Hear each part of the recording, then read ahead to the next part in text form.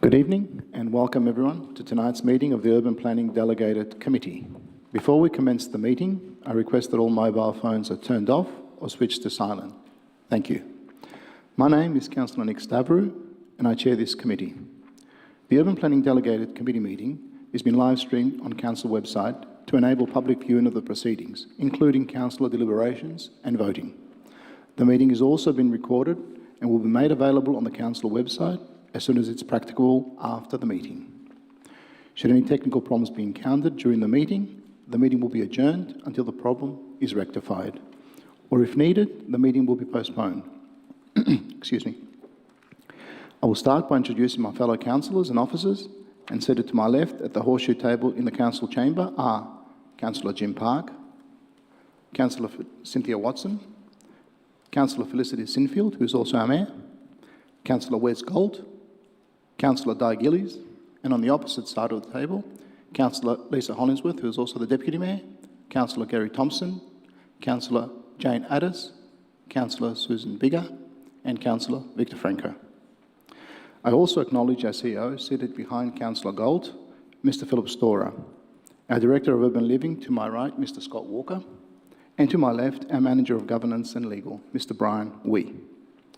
There are other officers in attendance tonight, and they'll be introduced as they present their reports. The primary purpose of the Urban Planning Delegated Committee is to deal with issues under the Planning and Environment Act and the Building Act. This committee has delegated authority to make decisions on behalf of Council. Councillors are familiar with each report, which includes a summary of the objections received. For those in the gallery presenting this evening, when we come to the agenda item, it will be introduced by an officer. I will then call you one by one to come forward and address the committee. If you're making a submission, please present your viewpoints clearly and concisely on why you support or oppose the planning application. Please do not repeat what earlier speakers have said and keep the submission focused on relevant issues and points not previously raised. If you are opposed to the planning application, please tell the committee why you disagree and suggest an alternative approach that would satisfy your concerns. Please focus on your concerns rather than matters of history or detail in the officer's report. There is a strict limit of 3 minutes for each speaker, including councillors, and whilst as chair I can vary that time, I will seldom do. I will ask speakers to stand at the top of the horseshoe table, and I will invite those against the report to speak first, followed by those in favour. At the 2.5 minute mark, I will make a sound indicating that you have 30 seconds remaining to conclude your presentation. Apologies. Mr. Wee, are there any apologies for this evening? Through you, Chair, there are no apologies this evening. Thank you, Mr. Wee. We'll move to item number 1, adoption and confirmation of the minutes. Councillors, can I please have a motion to adopt and confirm the minutes of the Urban Planning Delegated Committee meeting held on the 20th of February 2023? Councillor Hollingsworth. As circulated, thank you. Thank you, Councillor Hollingsworth. Do I have a seconder? Councillor Gold. Thank you, Councillor Gold. Is there anybody opposed to the motion? There be no opposition? I'll put the matter to the vote. Thank you. I declare the motion carried. Item number 2, excuse me, declaration of conflict of interest. Councillors and council officers, are there any conflicts of interest that need to be declared? There be nil conflicts of interest. Thank you very much. We'll move now to the main part of today's meeting, presentation of officer reports. We start with report number 3.1, High Street Ashburton Commercial Precinct, outcomes of peer review process. And this report will be introduced by Ms. Rachel Bryan. Ms. Bryan, please proceed.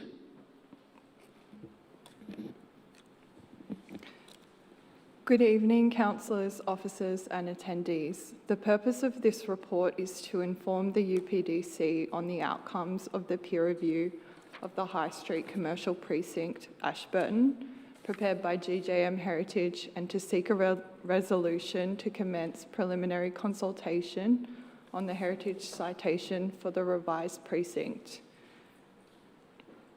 Originally identified as part of the Ashburton Heritage Gap Study, the High Street Commercial Precinct. Following preliminary consultation on the draft study, the UPDC resolved in July 2020 to defer consideration of the High Street Commercial Precinct being included in the Heritage Overlay and commission an independent peer review by a suitably qualified heritage consultant. Following completion of the peer review, GJM Heritage found the recommendation to include the High Street Commercial Precinct in the Heritage Overlay to be strategically justified as an intact shopping strip from the interwar era, subject to the following changes. Include additional properties at 261 to 281 High Street, east of Y Street, and 216 High Street in the precinct. Regrade the 3 post-war buildings at 188 to 192 High Street from contributory to non-contributory.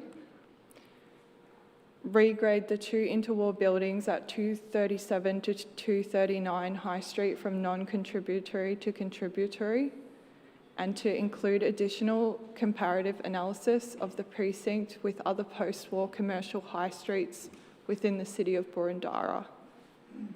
GJM Heritage also concluded the precinct does not satisfy criterion E, aesthetic significance, and important attributes of the proposed precinct, including its very high level of consistency of built form, were not well articulated in the citation or the statement of significance.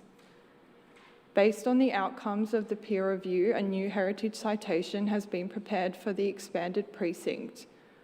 Officers would also like to note that initially the report was published with the wrong attachment for attachment 3.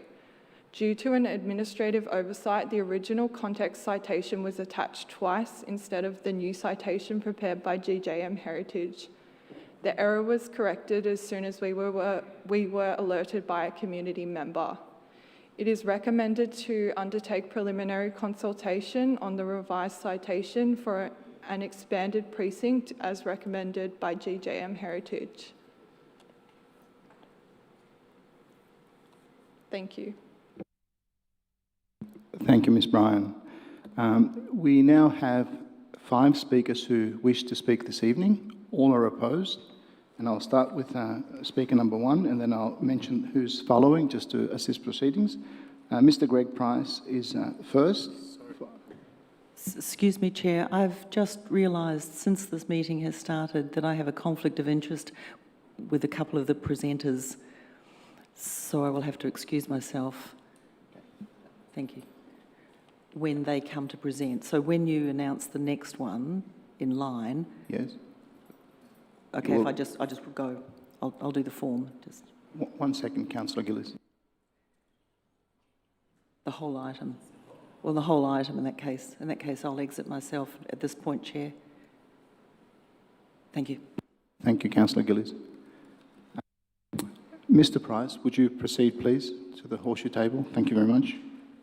And I remind submitters that there is a time limit of 3 minutes. Please commence your submission by stating your name and suburb. Good evening, Chair and Councillors. My name is Greg Price from Glen Iris. These shops are my local shops, so I know them pretty well. I believe the precinct, the overlay, shouldn't proceed, and we should instead seek community nominations for individual properties that should be preserved. The heritage experts have had various disagreements with their reports from each other, and it's not like there's a very, a lot of agreement essentially. The remainder of the original shops were built on demand essentially between 1925 and 1957, so it's not just interwar, it's well post-war as well. There's no coherency or consistency, and there's the most eclectic mix of styles I've ever seen in an area. Like if you go up and down there, there's a mixture of roof lines of between 1 and 2 stories and everything in between, every imaginable style that you can find as and angles and so forth. The constructions aren't iconic, and most of them, to be honest, are pretty ordinary. And, essentially they were fairly cheap constructions that were built as on demand at the time. Many of the properties have been modified. Majority of the ground floors, frontages have been heavily modified. along with numerous upper floor windows and facades. Many have had their brickwork completely painted to the extent that they're effectively rendered. The awnings are regularly damaged by trucks due to the proximity of the curb and the camber of the road. The area is unlike the existing well-preserved heritage precinct immediately to the south of High Street. The area needs a modern, functioning retail precinct that is not an impediment to business and not a decaying relic that has become home to some rather tawdry massage establishments. The strip of shops is beyond the point of no return and will never return to its original state or appearance. And we shouldn't spend more money on yet another report and investigation. There are higher priorities for the funding.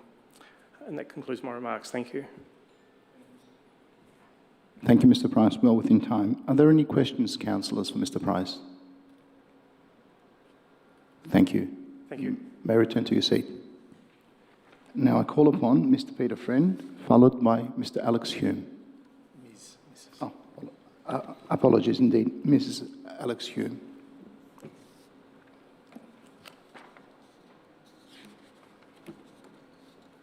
Sit down here, or what do you? Okay.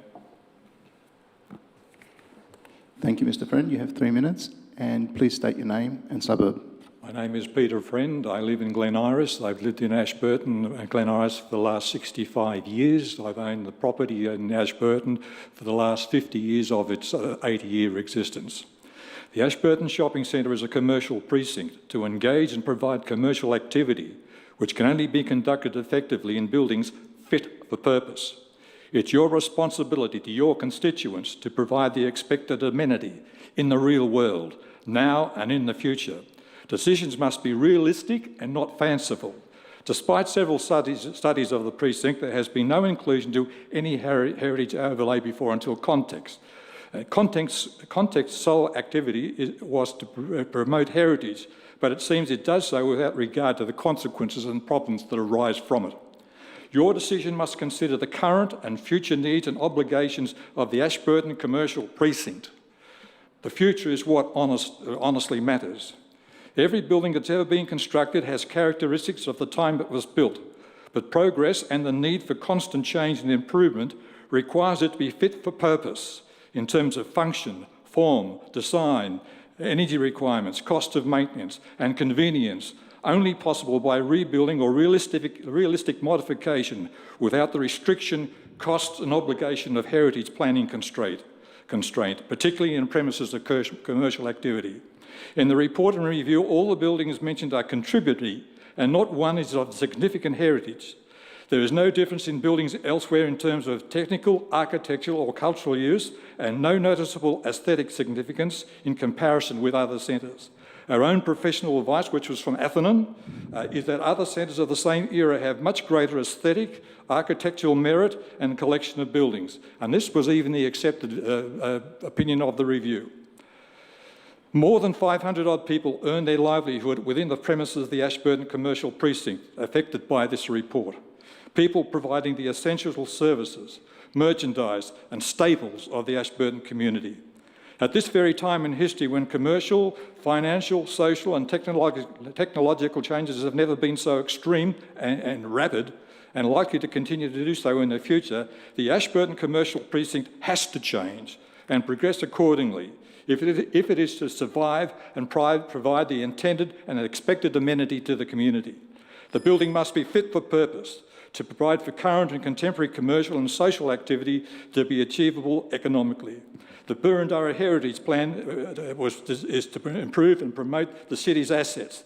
The Ashburton Pool Complex, the Markham Residential Estate, the Camberwell Maternity Centre, the Ashburton Library, St Michael's School Ashburton and the Ashburton Senior Citizens Centre, all of it have been redeveloped to provide buildings fit for purpose. I note that Mayor Watson made that remark in the introduction of the... Thank you, Mr Friend. Your time has expired, unfortunately. Are you close to finishing? Yeah, I am close to finishing, if you wouldn't mind, please. With respect to this particular situation, before I just a block for the moment, we as people... Are you finishing up or you're making a new point? I will finish. I know I will continue.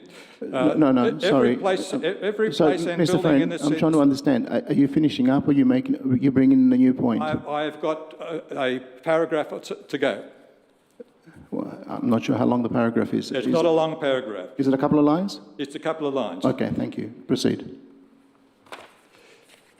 In the media on Friday, Infrastructure Victoria advocates infrastructure and buildings in arterial corridors with transport links to have new buildings at several levels, which is already exist in the Ashburton commercial precincts. They are buildings fit for purpose.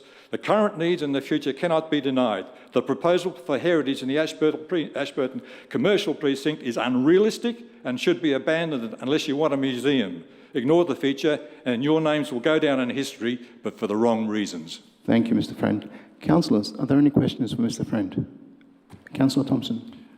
Thanks, Chair. Thanks, Mr. Friend, for your presentation. Just one very quick question, because you went over it very quickly. You mentioned you got some expert advice. Who was that individual? The company was called Athenon. Athenon. And were they architects or heritage advisors? Athenon are heritage advisors. I think it is at Collins Street, Melbourne. Fantastic. Thank you. No further questions, Chair. Thank you, Councillor Thompson. Councillor Franco. Thank you. I was just curious, do you have property or do you have retail activities on High Street? And I have properties. The property that I have at High Street, I have been associated with for the last 60 years, one way or another. My wife and I purchased it. First of all, I'm a pharmacist. I did my training there. I knew the people who developed the property there. I go back to the point that the people who are mentioned in some of your reports, I knew them personally as a young man. The property we purchased, we operated the business there ourselves for the last 25 years, I think it is. Not the last 20, the first for the last 24 years. We've been away from the business for something like about 25 years now, but we operated for 25 years previously. I know Ashburton more than anybody probably in this room. It's been my life. I did my training there. I've known the people who developed it. I know more about Ashburton than some of these people here that have written about it. Is there any other question, please? Councillor Franco. and in respect of your own property, is that included in the? Yes, it is. Most of the properties in Ashburton, the viable operating area of Ashburton is included in this. And this particular situation is going to destroy people. If you can't keep up with progress, I ask the question, are you driving a pre-war motor car? Do you watch black and white television? Is your phone connected, the one you carry around connected to the wires? You've got to move with the times. Mr. Friend, I'm not sure that, which car people drive is all that relevant. Please keep to the issue. It's a point. I'm talking about that you must keep up with progress. We're in the year 2000, we're almost a quarter of the way through the 21st century already. And we must adapt for that particular process to occur for the future. Look, I do understand the passion you bring to it, but it's probably a little bit better to keep it more in line, to a bit smoother, so that we can actually have the meeting in a much more... You want your points. With respect, sir, we need ours. And you just cannot conduct the future of people and lives on the basis of a few little points that you wish to restrict it to. I'm sorry. No, absolutely. We want to hear all your points. And I in no way want to make you not able to make your points. I'm just sort of saying that if we veer off too much, then we may not get through the number of points that need to be made available. That's all I'm saying. I understand and I accept that, but you can understand as an Ashburtonian, I know what's going on, and I know what the future has been in the past, and I know what's going to be in the future. Absolutely. Once upon a time, Ashburton was a shopping centre which was more important than Chadstone. Then Chadstone came along and wrecked it. I understand. And if we continue down this line, there's going to be nothing left. I understand. I'll move to Councillor Watson. Thank you, Chair. Thank you for your presentation, Mr. Friend. We put heritage precincts on other suburban strip shopping centres. So what caught my attention with your presentation is that you mentioned properties should be fit for purpose, because in my experience, that it's not an issue that's come up before. Could No, you perhaps talk about that? maybe it hasn't, councillor, but it's the case when buildings and architecture now is considered, it has to be fit for purpose. Even you yourself, when you introduced on the Ashburton and Senior Citizens Centre, the video that indicated that the building was pulled down initially and then rebuilt so that it was fit for purpose. Now, we're going to live in a modern age which is going to be difficult for everybody. Whatever we're going to produce in terms of shopping centres or any other buildings has to be fit for purpose. Otherwise, we're wasting everybody's time. Thank you very much for your answer. Thank you, Councillor Watson. And Mr. Friend, thank you so much. Can you please return to your seat? Thank you.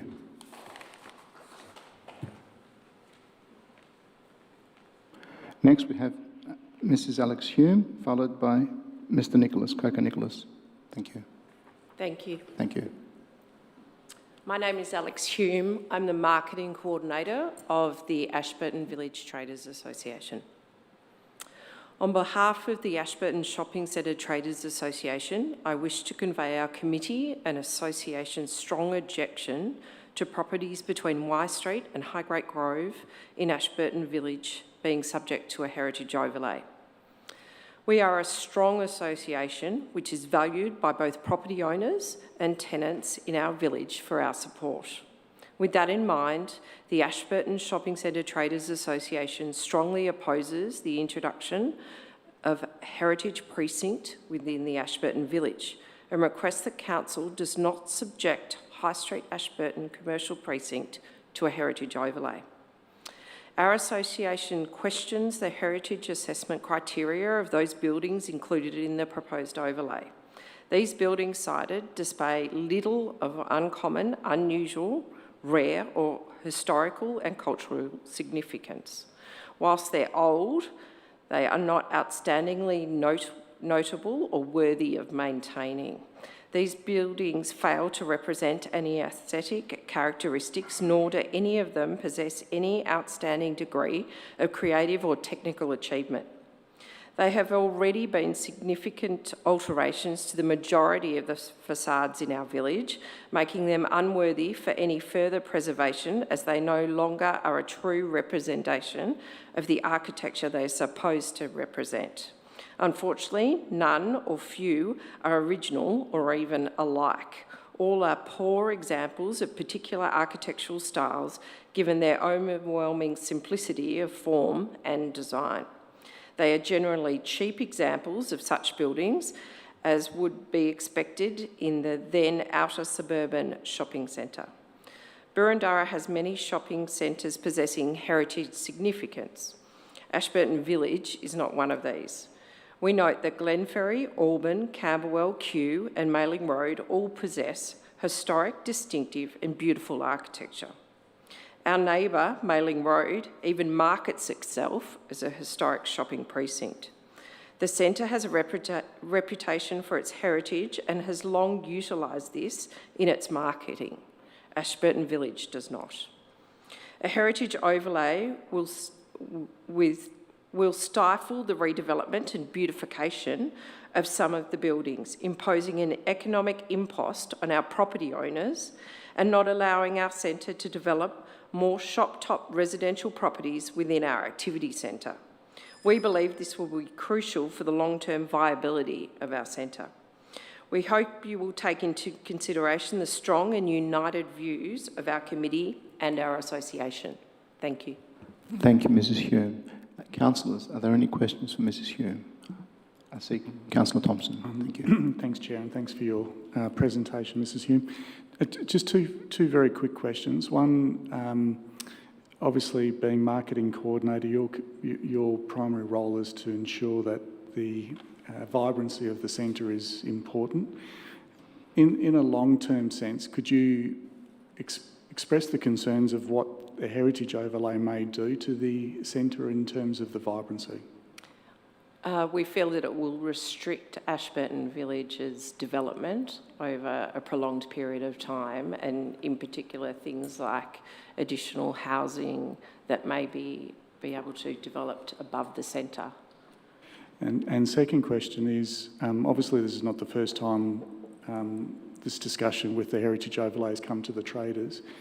How long have you been discussing this or having a view within the Traders Association? First came to our attention, I think, 3 years ago, prior to COVID, and we've always had a strong objection to this coming into play. And those objections have been minuted in the... Yes. Yep. Thanks, Chair. Thank you. Thank you, Councillor Thompson. Councillor Sinfield. Thank you, Chair. Ms Hume, I'm just wondering if you might be able to recap. Your opening sentence was in relation to properties between Y Street and... Highgate Grove. Highgate Grove. Thank you. Councillor Sinfield, that was it? That's it. Thank you. Thank you very much. Thank you so much for your submission. You may return to your seat in the gallery. Now I call upon Mr Coker, Nicholas, Nick, and followed by Mr Robert Stensholt. Thank you, and thanks for the opportunity to address the meeting. I'm on the Trader Committee. My family has a property in the Strip. My wife has a small business that she set up 27 years ago in the Strip, and I'm the CEO of the local community bank. So I do have a fair bit of involvement and wear many hats within the Strip. Can I please ask, here we go. Could we please start that again if we could? Thank you. Thank you. Just wanted to show you some buildings, an eclectic collection of buildings within the Strip. And so you can see that starting on the north side that this is post-war concrete cancer-ridden buildings. Next buildings are also post-war. You've got the arcade there that is different to anything else. Next ones we see are upper levels such as Paras, and also the Hive building, which is quite plain and different, that we'll see there. Across the road, we have a series of buildings that are quite different and similar to its neighbour. Once again, quite plain, and then we finish off with, on that side of the road, the Silver Mabel, which was in the first report and out of the next one. So the experts differ, and that one's just coming up now. Before we do cross the road, and I'll show you some further ones, but you can see that they're all completely different. And now we're on the other side of the road, and similar to the first few, there is nothing special. Most of them have aluminium windows now, and the top windows. That's actually my building there, which you can see as it's been redone. The corner building there is from the 1980s. Across Y Street, once again, is a series of quite different buildings. Nothing special in these. The upper windows have been redone. Experts differ on the Chicken Central building, which is just coming up just after this photo. And then we'll get on to a number of these buildings. So you can see that everything's completely different. There's the Chicken Central one that I was talking about. And the corner building is once again completely different when we come up to this next one, which is a Middle American style, and that's that one there. And then we go across to Marquee Street, which has a different style, but not significant in terms of heritage. Finally, we see Nina's Florist building, which is very plain. So nothing special. Most buildings have been altered with new windows, and I'm opposed to it. My wife's opposed to it, and the traders are opposed to it. Thank you, Mr Coker. Could you please just confirm your name and suburb, because we didn't get that at the beginning. Sorry, yeah, Nick Coker, Glen Iris. Thank you so much. Councillor Thompson, you have a question? Yes, and thanks, Mr Coker, for your presentation. You're on the Ashburton Traders Committee. Ms Hume previously said between Y Street and Highgate Grove, there are actually properties to the east of Y Street, which includes the one that you own, I believe. Yes, correct. You're in opposition to those as well? Yes, Yep. for the whole study. Yep. Correct. Fantastic. Thank you. Thank you. Thank you, Councillor Thompson. Councillor Watson. Thank you, Chair, and thank you, Mr Nicholas, for your presentation. The pictures that you've provided are particularly helpful. I guess what I want to ask you is why you're opposed to it, because I saw your presentation and you repeated often that it's an eclectic mix. That's every shopping strip in Melbourne. So could you help me out and articulate why you're opposed to it?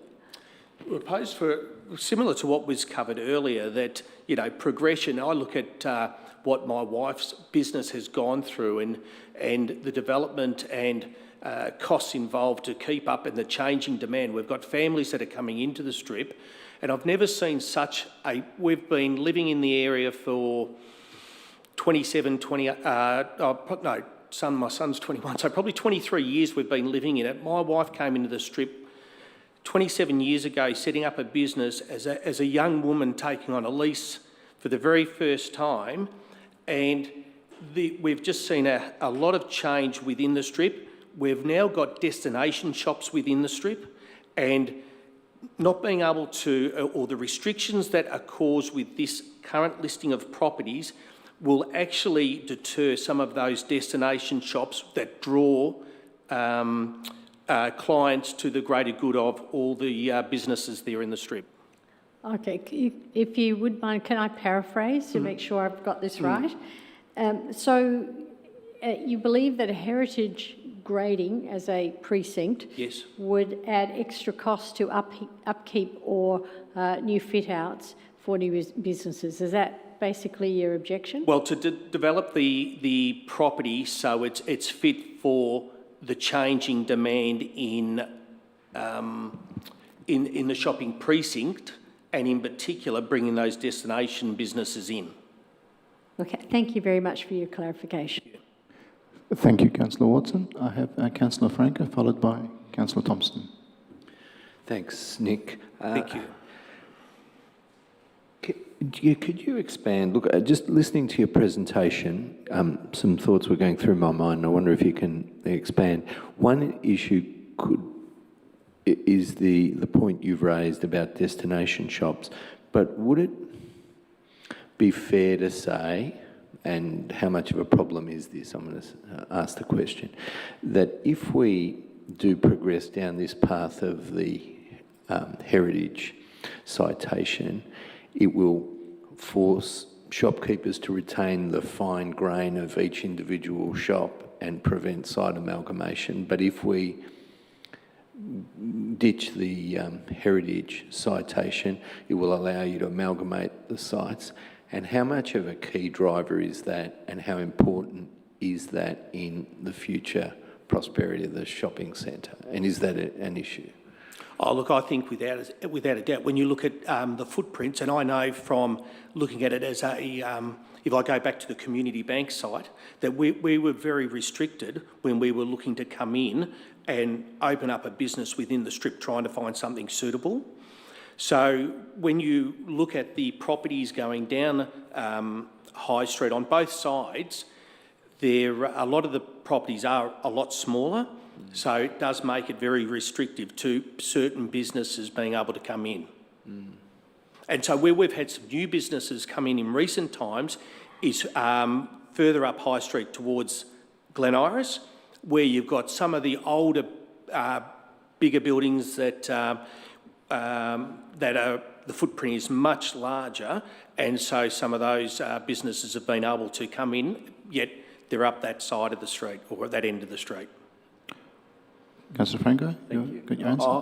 And the ownership structure of a lot of the properties, what sort of titles would they be? I know they're connected together, but... Oh, no, well, my understanding is they're all individual titles, and even some of the facades are actually, it might be the one facade, but two different ownerships. Okay, thanks. Councillor Thompson. My question was similar to that, so I won't repeat the same question. Thank you. Thank you, Councillor Thompson. If there be no more questions, thank you, Mr. Coco. Please return to your seat in the gallery. Appreciate that. Mr. Stensold. If you could start with your name and suburb, it would be great. Thank you. Okay, thank you, Chair. Bob Stensold, Glen Iris. I'm the President of the Ashburton Traders Association. and I have interest in the businesses in 241, 285 and 289 High Street, Ashburton. The Ashburton Trade Association does not agree with the recommendation to include High Street Commercial Precinct in the Heritage Overlay as strategically justified as an intact shopping centre from the interwar period. It is not an intact shopping strip from the interwar period with many post-war buildings.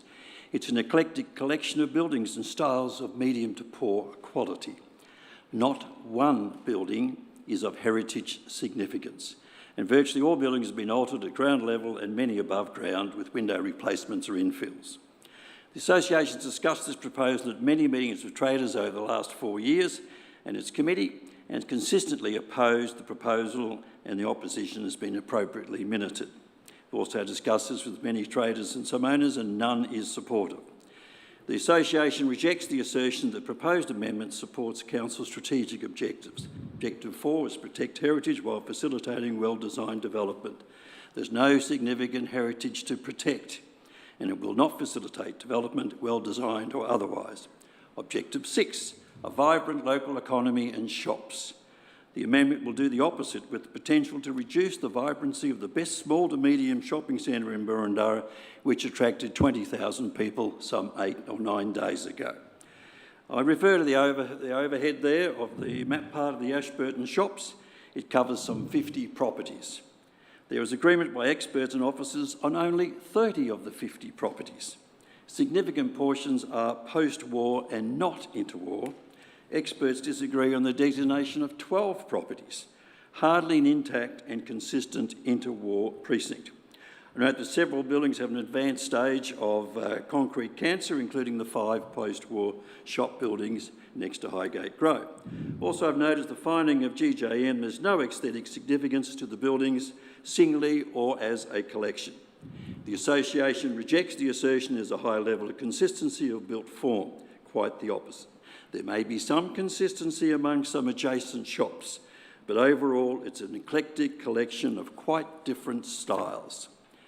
The Association recommends that Council proceed no further and abandon the proposal to consider a High Street Ashburton commercial precinct to be included in the Heritage Overlay.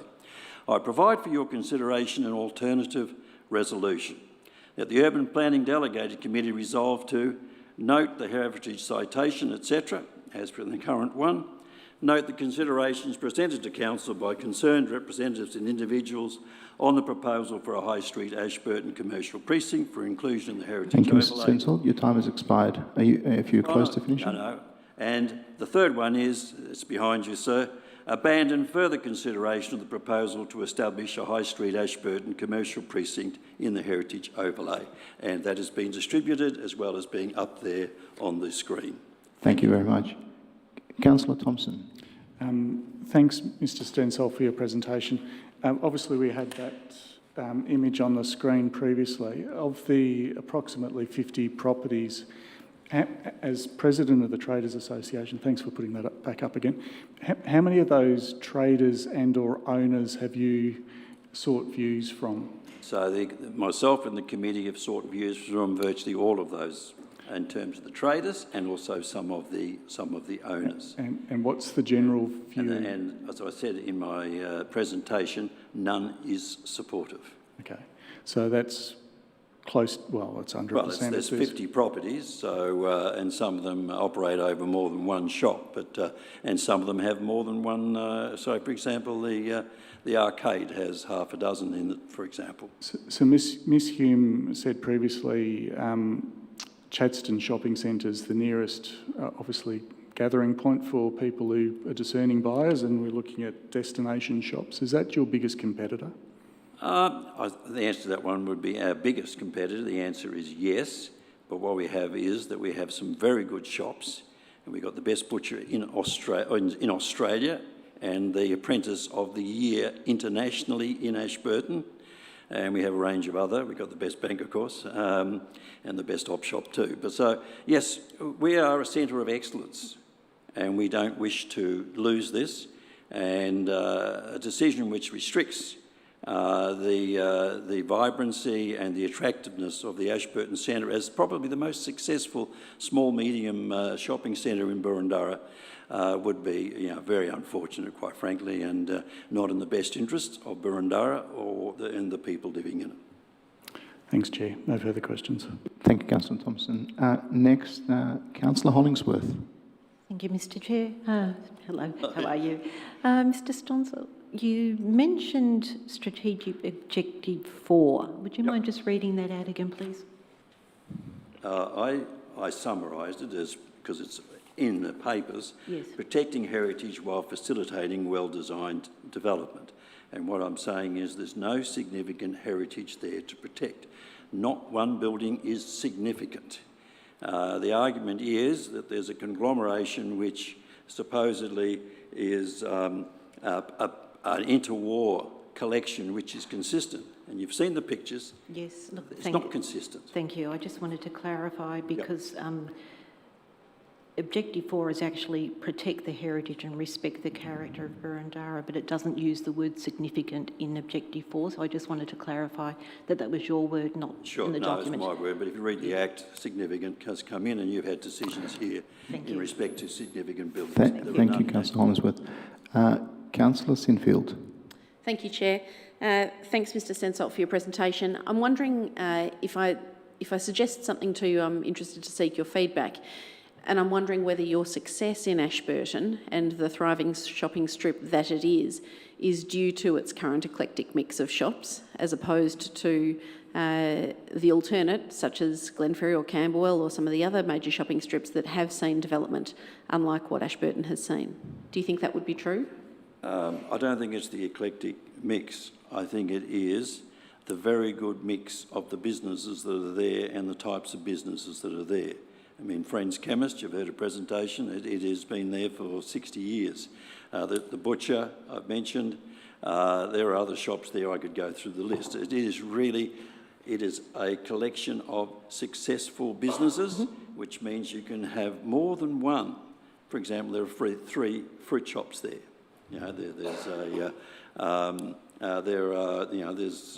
2 butcher shops, for example. I mean, how many other small shopping centres have got more than one? And most of them have just got none. So I think it is the collection of businesses rather than the collection of buildings. But if you make it unattractive for people to do things and the owners to do things, then it'll be a disincentive very much to the businesses. Thank you. No further questions. Thanks, Chair. Thank you, Councillor Sinfield. We have exhausted our questions, it seems. Thank you, Mr. Stensel. Please return to the gallery in your seat. Thank you very much. We will now return to the officers for matters arising. Thank you. Thank you, Chair. I'll take this one. It's a bit closer. Just want to pick up a couple of the points that were raised. There were a few consistent points that we heard tonight. So I just get my notes in front of me. So one of the things that we've heard from a number of the speakers tonight is around the fact that this is not an interwar precinct, that it is also post-war development. And the citation that's been prepared by GJM acknowledges that. It doesn't say that it is just an interwar precinct. It says it's an interwar and early post-war precinct. So those matters with regards to the consistency and the intactness of the centre have already been considered by the heritage consultant, and you could argue that that's a matter of professional opinion as to whether that is justified or not. The other point that was made a few times was that these are not buildings of technical significance. They're not buildings of high architecture. They're not high quality. And again, that's not the case, and that is being made by the heritage consultants. In order for a site to justify inclusion in the heritage overlay, it needs to meet one of the criteria. In this instance, the consultants have concluded that it meets criterion A, which relates to its historical significance, so that's not associated with the actual built form or its architecture. The other one that's considered to be met as criterion D, which is about representativeness. It doesn't mean that these houses or these shop fronts are outstanding architecture. They represent a type of development. It's expected that change has been made to them, they don't outstanding. If that were the case, then the architects would, the heritage consultants would have made a case for criterion E to be met. But this is actually one of the key points where GJM differ from the assessment previously undertaken by Context, who made the case that also criterion E was met, but GJM don't agree with that assessment, and that's why that criteria is not included in that.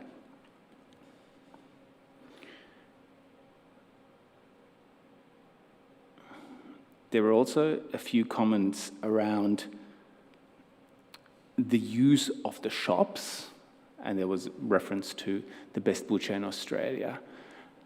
The heritage overlay does not control use. The heritage overlay is a built form building works control that triggers a planning permit for external changes to a building. Yes, all the buildings are not always fit for purpose, but the heritage overlay does have the capacity for permits to be issued to make changes to a building. Internal controls are not proposed, so internal changes to the building wouldn't trigger the need for a planning permit. So shopfront fit-outs, changes at the rear for access, to change use from a restaurant to a shop or vice versa, those are not works that would trigger the need for a planning permit unless external changes are made to the building. Shop fronts and so forth. Demolition at the rear might also be acceptable. Even shop top housing might be acceptable, subject to it meeting any other planning permit, planning scheme requirements with regards to build form and building heights and so forth. So just a few points of clarification there. There are a few references to concrete cancer and the general state of the buildings, and those are all matters, as you would be well aware, that we always get through this heritage. Those are matters to be considered during the planning permit process should a heritage overlay be applied. And I think that's all, and I'm happy to take any questions of councillors. Thank you. Councillors, questions for the officers. I have Councillor Sinfield first and followed by Councillor Thompson. My apologies, Chair. My light was not supposed to be on. Thank you, Councillor Sinfield. Councillor Thompson. Thanks, Chair.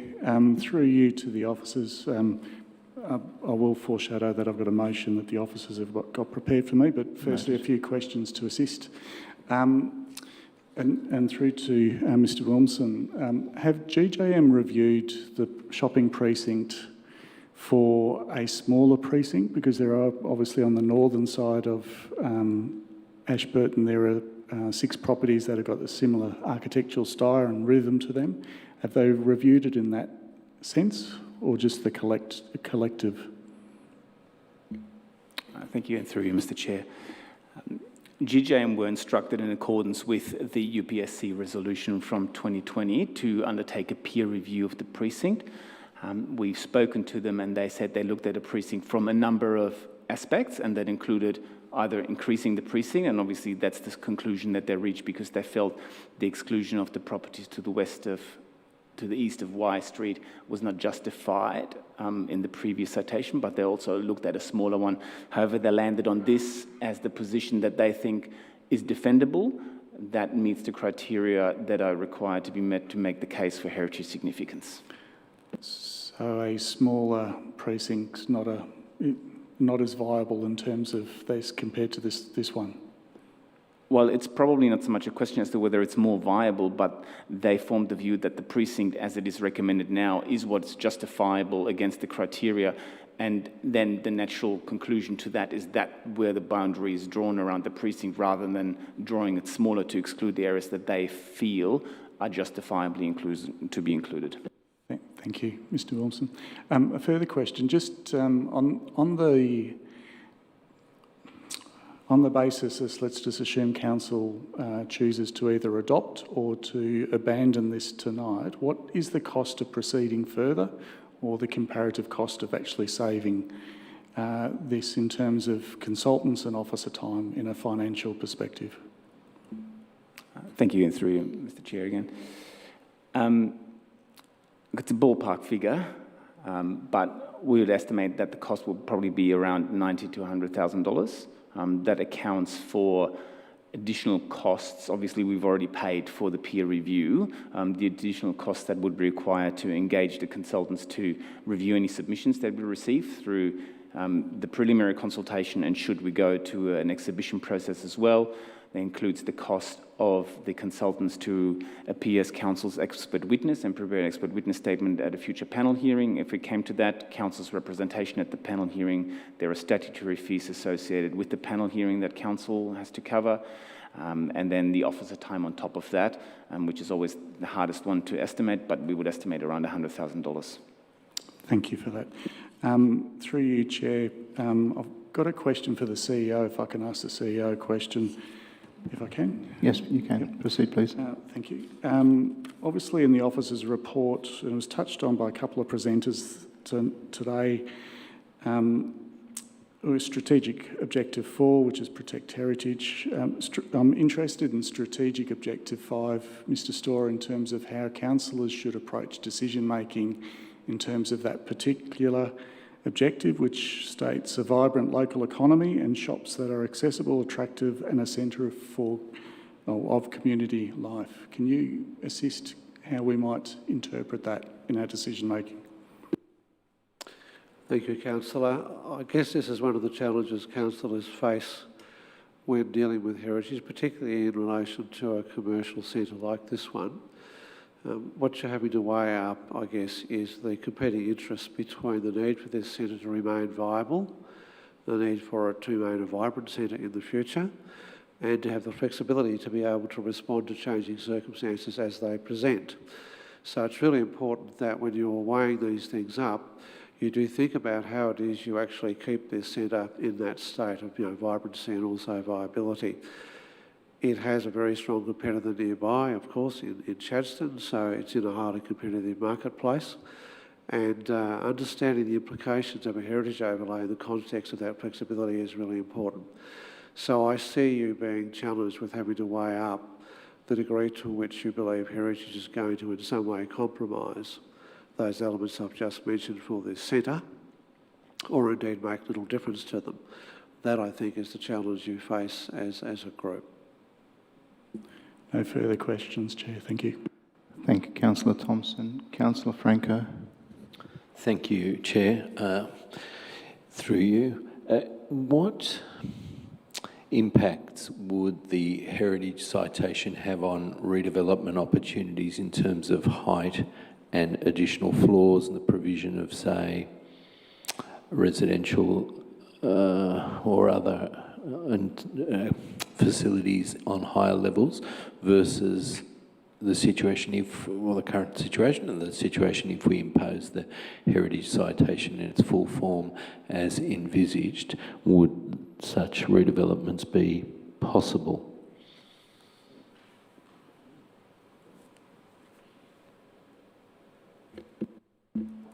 Thank you, Councillor. Through you, Mr. Chair. Sorry, just checking one thing before I say something incorrect. And while you're checking, perhaps, I was going to ask very bluntly in terms of what the height limit is now and how that might be impacted. That's what you're checking? Yep.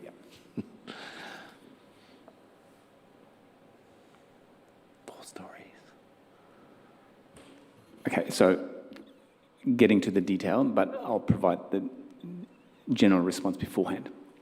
So the heritage overlay does not include a height limit. The heritage overlay is a planning permit trigger and provides assessment guidelines around what might be an acceptable outcome in terms of development.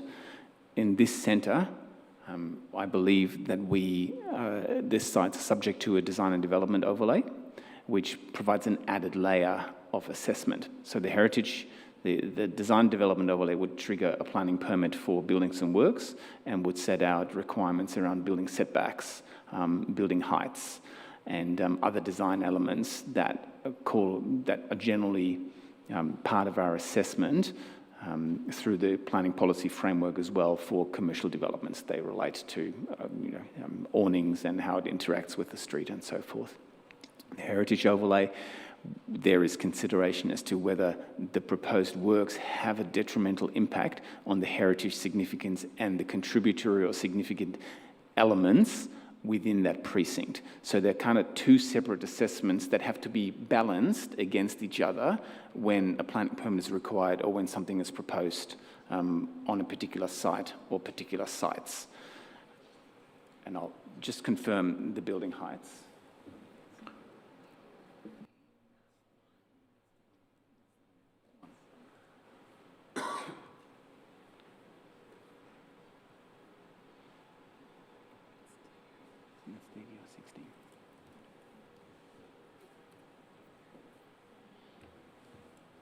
And there are mandatory heights too in this centre.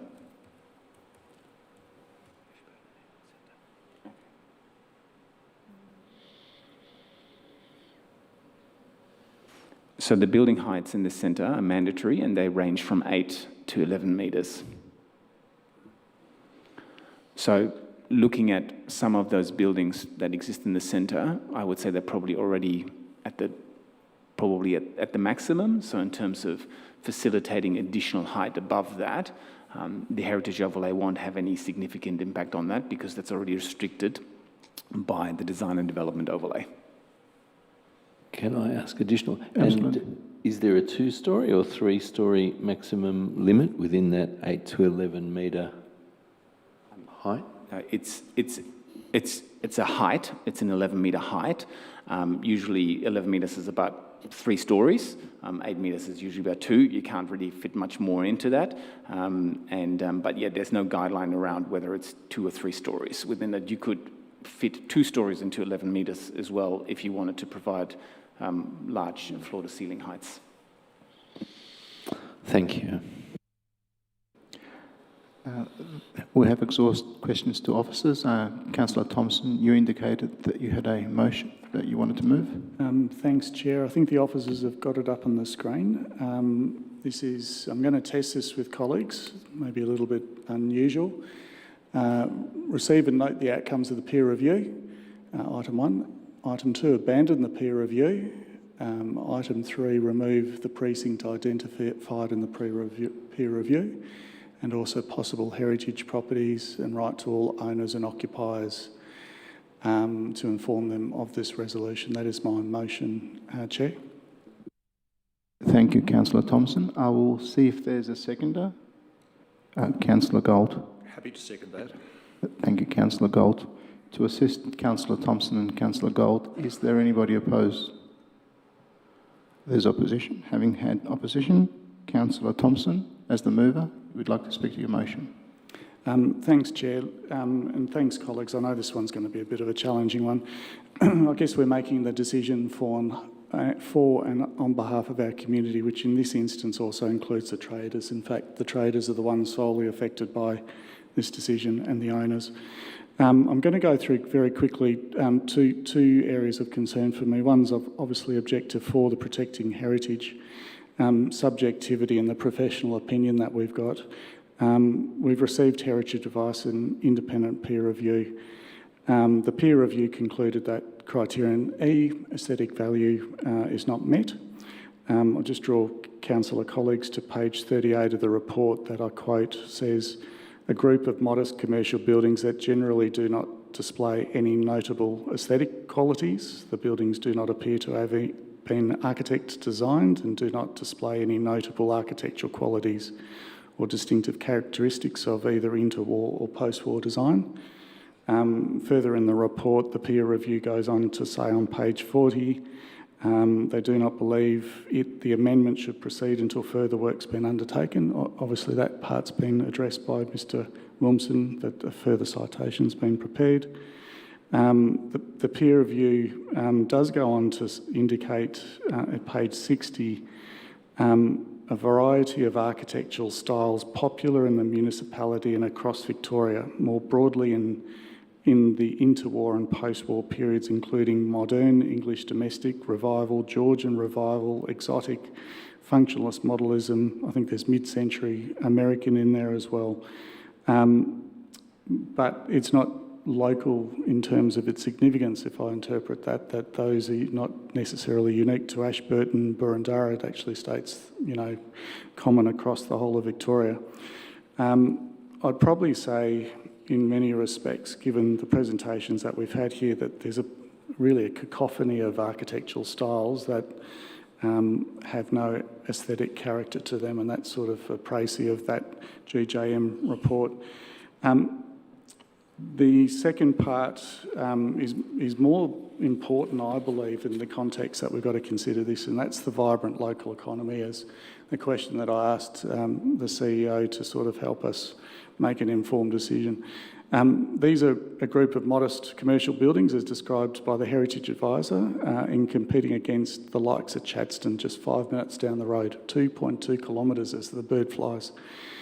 We know how Chadstone is growing from strength to strength. The draw card for Chadstone is it is continually going through a refresh and expansion. The Ashburton Centre is not. Its buildings are falling behind in terms of the provision for economic amenity that supports the long-term growth.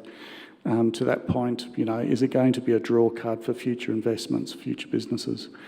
In the years ahead, if we adopt to proceed with this amendment, the centre will become possibly freeze-dried, a representation of what it is currently, and an economic ghost town if it's not able to compete with the adjacency of Chadstone. If investment and businesses don't want to invest in Ashburton because of the nature of the buildings, well, our good businesses will leave us. These are real concerns as raised by the traders in its current format. A significant number of the properties are already subpar as being represented, and we're seeking to put a heritage overlay to protect those.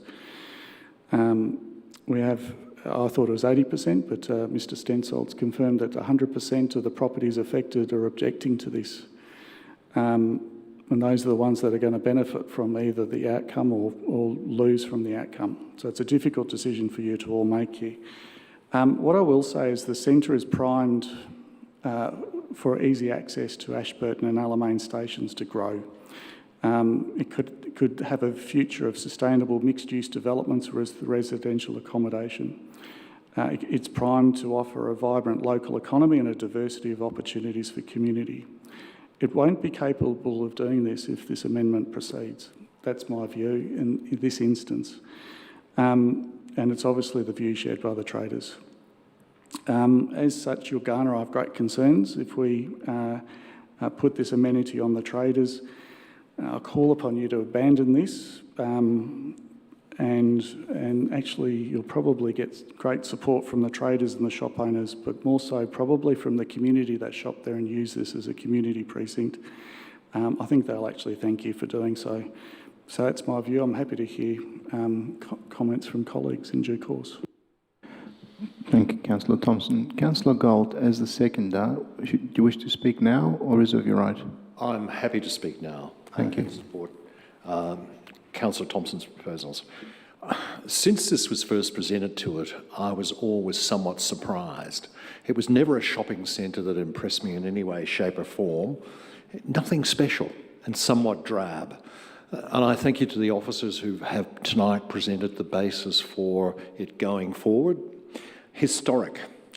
The history of this shopping centre is spread over somewhat of 30 years with a different style, lots of different styles of buildings. I'm struggling to see why that's of historic importance. And representative it surely is of many little shopping centres like this around Melbourne, but I think what it's representative of is outmoded and substandard little shopping strips. And I see no great merit in keeping going down that track. My other concern is it makes somewhat of a mockery of the heritage proposals we go through in this chamber. There's some wonderful areas of Boroondara that have been protected, but doing so much work to protect this that is basically very plain and unimpressive is somewhat in contrast to the other areas we've tried to protect. My concern, as has been suggested by Councillor Thompson tonight, is by putting an overlay on this, it will tend to hold the area back and not let it develop and grow and evolve. There are some excellent architects and designers around. Let them blossom in this shopping centre, I say. Thank you. Thank you, Councillor Gold. We have Councillor Sinfield next, followed by Councillor Watson. Thank you, Chair. Well, I think that's the quote of 2023 thus far. Nothing special and somewhat drab. How offensive. Goodness me. Perfectly accurate. Wow. Well, I had the pleasure of coffee in Ashburton in High Street on Saturday morning with Councillor Thompson and several others, and I thought it was absolutely pumping down there. It was thriving. What a credit to you all to have such a thriving shopping strip. I would argue better than Glenferrie, better than Camberwell, better than Kew Junction. The hustle and bustle on Saturday morning surprised me.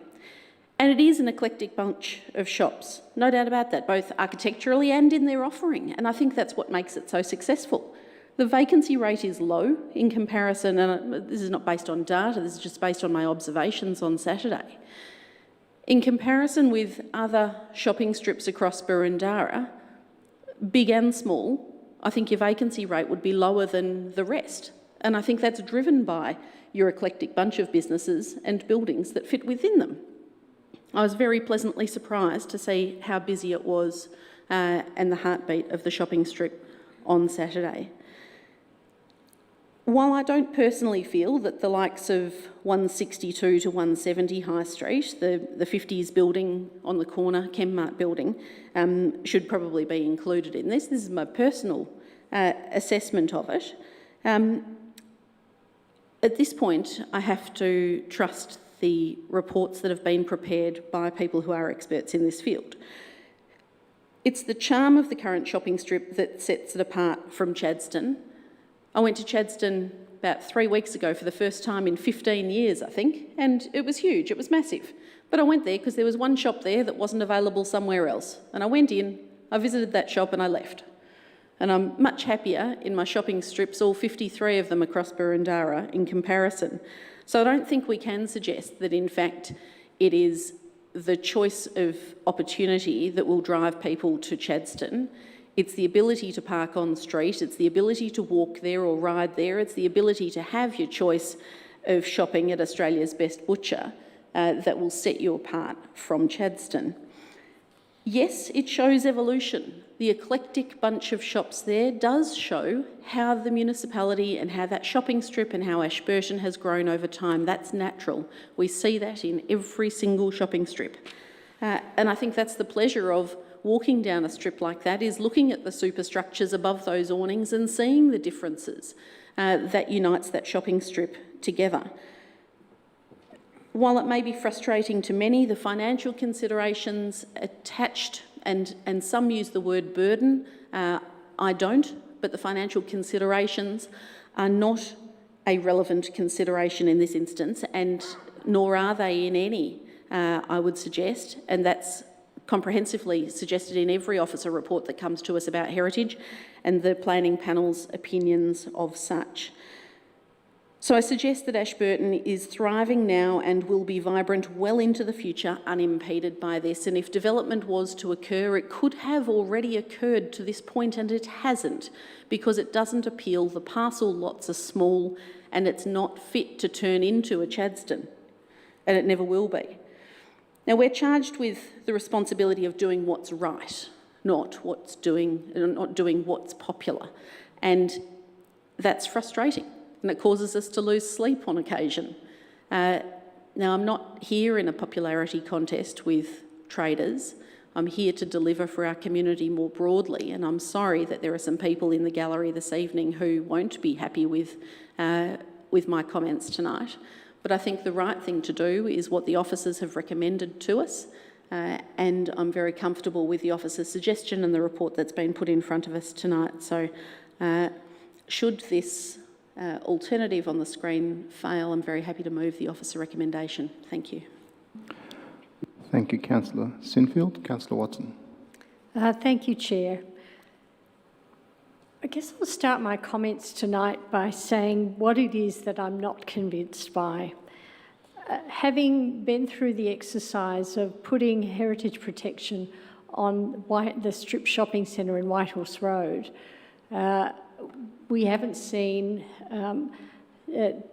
terrible complaints from traders of extra costs that are being incurred because they're in heritage buildings. That just hasn't happened. And so this notion that if we put heritage protection on something, you're actually sealing its economic doom, I think is just a bit of a stretch. But a couple of things do catch my attention with this that are leading me to support the motion put up by the ward councillor, Councillor Thompson. The first one is that there are no significant buildings. Now, using the example of Mailing Road and Whitehorse Road, there were significant buildings there.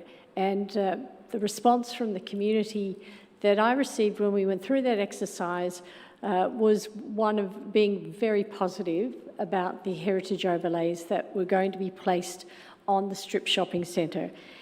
That heritage overlay hasn't seen a diminishing of investment. It hasn't seen acceleration of investment either.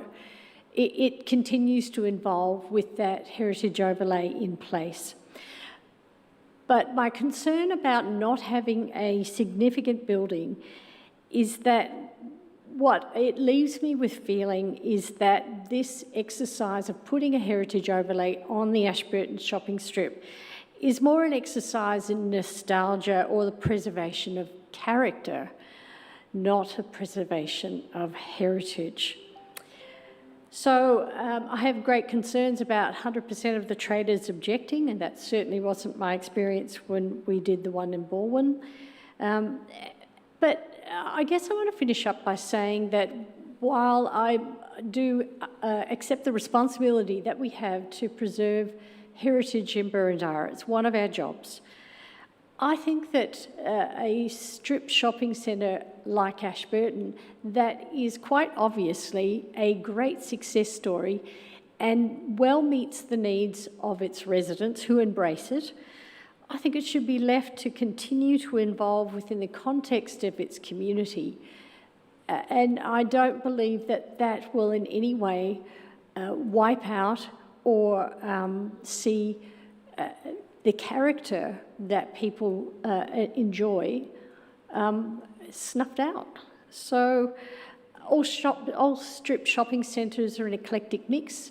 It's the nature of the property title system and the small businesses that go into them. I think that by that very nature, going forward, it will continue to be an eclectic mix. And I think that we should, in this case, support the motion put up by Councillor Thompson and put an end to this particular notion that we will put heritage protection on the Ashburton shopping strip. Thank you, Chair. Thank you, Councillor Watson. Councillor Franco, you're next. Thank you. I'm going to speak in support of the motion presented by Councillor Thompson. But first, I just want to point out and reject wholeheartedly the comments from Councillor Galt, and I quote, Ashburton Shops, quote, never impressed me in any way, shape or form. I find those comments extraordinarily offensive. I shop regularly at the Ashburton High Street precinct. It is extraordinarily charming. It is one of the jewels in our municipality. I'm reminded of a resident who I met when I moved to the local area who said to me, Victor, I urge you to shop at the local shops. It's the best kept secret we have. And when I retire, I hope to move just that little bit closer to the Ashburton shop so I can keep walking there when I become older. It really is a fabulous precinct. I'm very torn in relation to how to approach it, but I am moved by the fact that the lack of aesthetic merit and architectural merit in some of the properties there, or the majority of the properties there, that really stands out to me.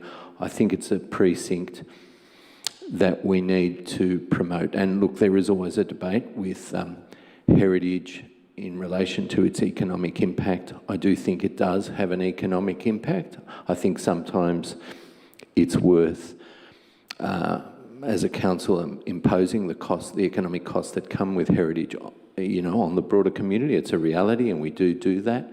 I'm not convinced that it's merited here, given the architectural issues here and the opportunities in terms of the centre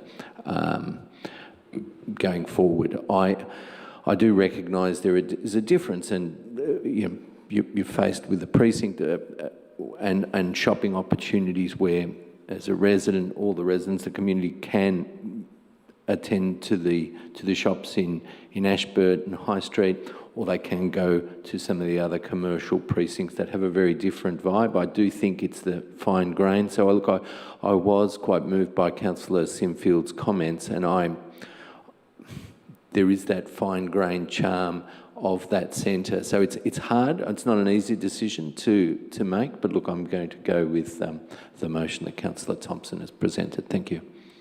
Thank you, Councillor Franco. Councillor Hollingsworth. Thank you, Mr Chair. Look, first of all, I appreciate the presentations from traders' representatives this evening, and clearly they're very passionate about their desire not to have any heritage controls on the precinct. But that is one body of voice that we've heard from, and I think what we're neglecting to consider tonight is that we haven't afforded the community the opportunity to express their opinion or be consulted. And the officer's recommendation, as Mayor Simfield alluded to before, is referring to going to consultation so that everyone has the opportunity to be involved in the process. That's all the officer's recommendation is at this stage. And I'm mindful that the cost of the community consultation would be equivalent to council having to fight a battle at VCAT if there was a very large proposal application put before us that a high percentages of residents that back onto the commercial precinct felt aggrieved by and felt compromised by and felt that their voice wasn't considered. So I will be not supporting Councillor Thompson's motion or proposed motion, but the officer's recommendation. I believe it's imperative that the community, the residential community, have the opportunity to be heard. I appreciate what the officers have explained with regard to the height limits with the design and development overlay, and any building in a heritage overlay that is contributory, and particularly a commercial building, is afforded the opportunity to have rear extensions, renovations and modifications to it, providing the front facade is not significantly compromised. So there is nothing in a heritage overlay that would prohibit any property owner or any tenant going to any property owner or landlord and putting forward a proposal. There is nothing to say that buildings cannot be integrated so that they can provide a larger presence or be petitioned to have a smaller presence. There's nothing to say in the heritage overlay that the shop fronts have to be converted back to original form. The heritage overlay allows for planning to enable accessibility into buildings and for landlords and tenants to have fit-outs to the businesses. There's nothing to say that technical advances can't be included in buildings. Of course they have to be. You know, we evolve, our needs evolve. One of the finest examples of a heritage precinct that has been developed significantly is on Burwood Road in Hawthorn, where the Swinburne University structure is, where the Institute of Technology, where there's a block of heritage buildings that have retained the heritage facade, and they have a significantly high multi-layer extension at the back. Now, I'm not saying that Ashburton could go to those heights, but it's a classic example of how magnificent heritage facades can be incorporated into renewed buildings. When I look at the precinct as it is, and I also know it very well, and I appreciate Councillor Franco's comments and Bob Stensolt's comments, The butcher is magnificent, as in the fruit shops and various other fresh produce stores there, the Corny Daily. I also go there regularly. My grandmother, up until the age of 101, lived close. She lived in Stocks Avenue, and I would walk with her to the shopping centre to buy her fresh produce. So it is an eclectic mix of design, it is an eclectic mix of businesses. Success or failure is not determined by whether or not front facades are retained. It's determined by economics, demand, desirability, attractiveness of the centre, ability to park and have accessibility. There's nothing at this precinct that prohibits any of that. When I looked at the photos that was put up on the presentation and the photos in the context report, the only failure in this complex is the lack of consideration to the dominance of paint and the dominance of window infills and the dominance of not respecting the heritage. All the front facades are largely attractive blocks of different eras, some interwar, some post-war, but structurally they're intact. The area, I think, is magnificent, and I believe it can be preserved in a way that can value add to the precinct. I would just give one more example before I finish. In Middle Camberwell, like Ashburton, that's also part of the Burundara Heritage Gap Study. And I think all suburbs, precincts, wards, electorates, they're all a part of Burundara. And I find it very difficult to exclude one and say that this is insignificant and holds no weight and no heritage value, when all of the other precincts have been considered and afforded that opportunity to, at the least, go to consultation. At the least, go to consultation. And that's all the officer's recommendation is saying.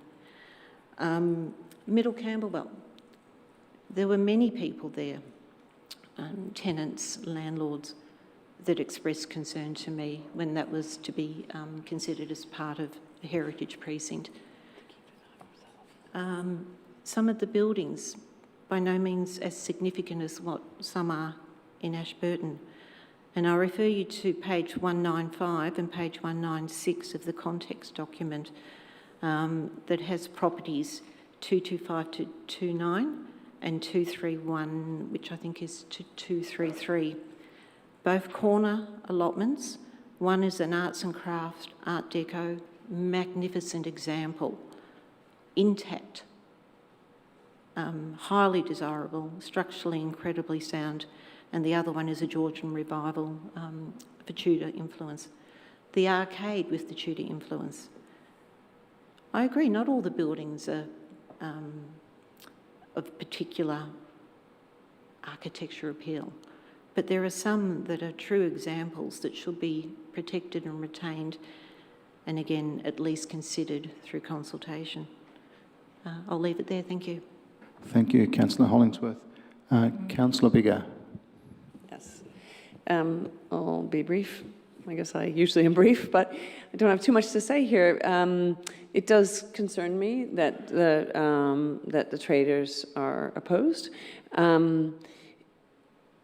I don't actually think it matters too much whether I like the buildings or impressed by them. In my view, that's really not the decision that's before us. I think for me, the most important thing is that we haven't heard what the community thinks about this. How they feel about this eclectic collection of shops, and whether or not I'm sure that the local community wants this thriving set of shops to continue to thrive. They love that buzz and they want that to continue. So I think we need to hear from them. We have had a view put forward by heritage experts, and I think we would be short-sighted to reject it outright without hearing from the community. So I do feel that we should take the next step, and for that reason I will not be supporting, although I understand the sentiment behind it, I will not be supporting Councillor Thompson's amendment. Thank you, Councillor Biggar. Councillor Park. Thank you, Chair. I too will be brief, or at least as brief as Councillor Hollingsworth. I adopt what Councillor Bigger said. I think that's the most compelling reason why I won't support this motion that's before us. Thank you, Councillor Park. And let me circle back to Councillor Thompson as the mover to round out the debate. Thank you, Councillor Thompson. Thanks, Chair, and thanks, colleagues. I recognise this is a challenging one for all of us to think about. And, you know, I'm not sure where the numbers lie on this one just yet. We'll see where they fall. But I guess the next stage is hearing from the community on this one.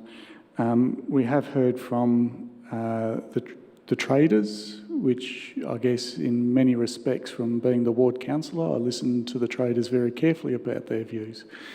And the traders are intrinsically linked to the broader community. So I do suspect the broader community will have a view that potentially favours what the traders are. That's a speculation that may behold us if we don't adopt this tonight. Just a couple of responses. It's the businesses that make the centre vibrant. There are some fabulous businesses there. I really seek that they stay there in the long term and they're not compromised by any heritage overlay that's going to impact on them. No, this is not a popular decision. Can I just say that? To put up a motion to say, hey, we're not protecting heritage for these reasons, that's the unpopular decision. It's all too easy to protect heritage here, and I've circulated the Mont Iris estate, where we went out with a very, very big gazetted wide study, only for it to fall flat on its face. And approximately 210 properties that all happen to be in my ward have voiced their objections to us going out in that approach. So it is the professional opinion and the judgments of our heritage consultants. I do draw them into question. That's what we're here to do. That's our role. Let's not accept everything that they put in front of us. And that's an unpopular position to take as well. I recognise that. Any future developments on this site can, obviously there's a DDO overlay on this site. There will be a fine-grained nature to it. So there's the ability for anything that actually does come into this precinct to actually reflect the urban design aspects of a fine-grained nature and activating it. I don't think we should be in fear of developments that are sustainable and approachable and those sorts of things. I don't think that's something to be concerned with. If there was the Victoria University site on Burwood Road, that beautiful Victorian set of white terraces sitting behind or sitting in front of that, that doesn't exist in Ashburton. I can say that categorically. We've got a conglomerate of, I'll repeat what I said earlier, a conglomerate of architectural styles with no intrinsic architectural aesthetic to it. Not one of them's designed by an architect. Look, I'd encourage you to actually support this motion. If you don't, obviously we'll hear from the community at the next step. Maybe that's a logical step, but in this instance, I think let's save ourselves some beating ourselves around the ear and the community, and I encourage you to support this. Thanks. Thank you, Councillor Thompson. Have nobody else to speak? Now we'll put the motion. Those in favour?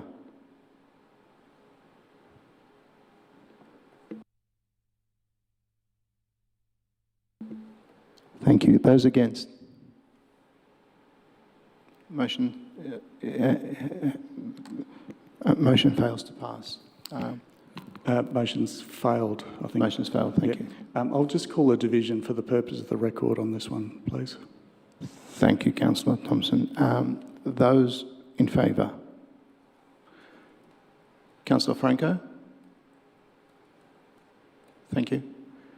Councillor Thompson? Councillor Gold? Councillor Watson? Thank you. Those against? Councillor Bigger? Councillor Addis? Councillor Hollingsworth? Councillor Sinfield? Councillor Park? Councillor Stavrou? Thank you. Now we move back to Councillor Sinfield because I believe Councillor Sinfield wanted to move the officer's recommendation. Happy to, Chair. Do I have a seconder? Councillor Hollingsworth. Happy to second, thank you. Thank you. Is there any opposition to the motion?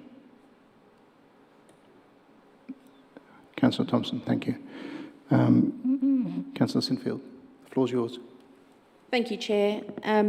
I'll keep my comments brief because I think the debate has largely been had and there's no point in re-prosecuting the points made earlier by most councillors.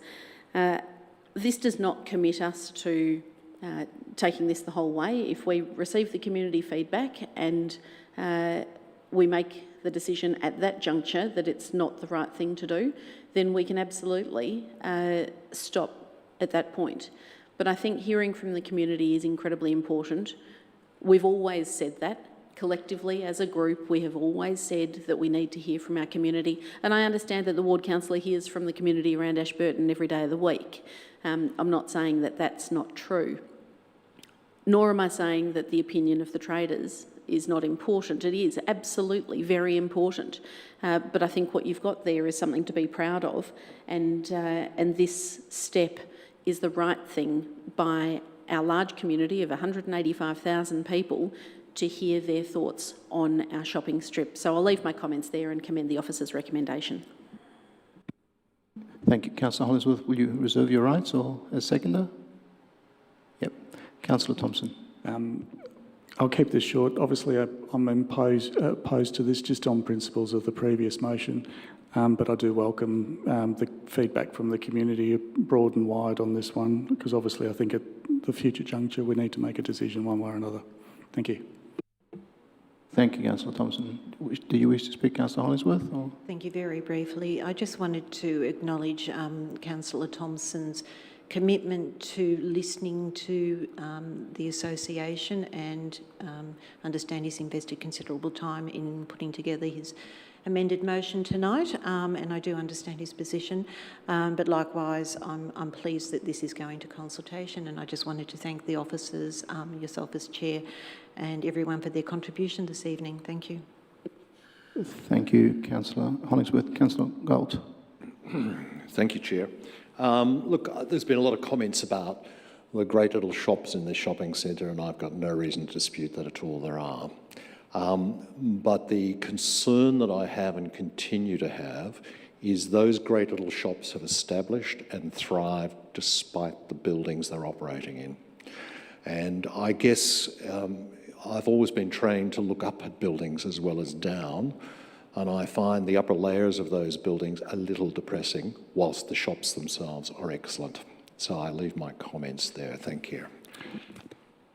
Thank you, Councillor Gold. Councillor Franco.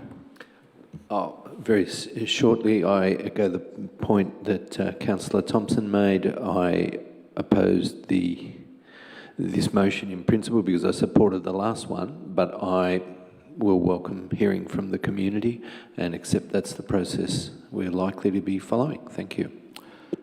Thank you, Councillor Franco. Councillor Phil, you don't wish to round out the debate, I'd imagine?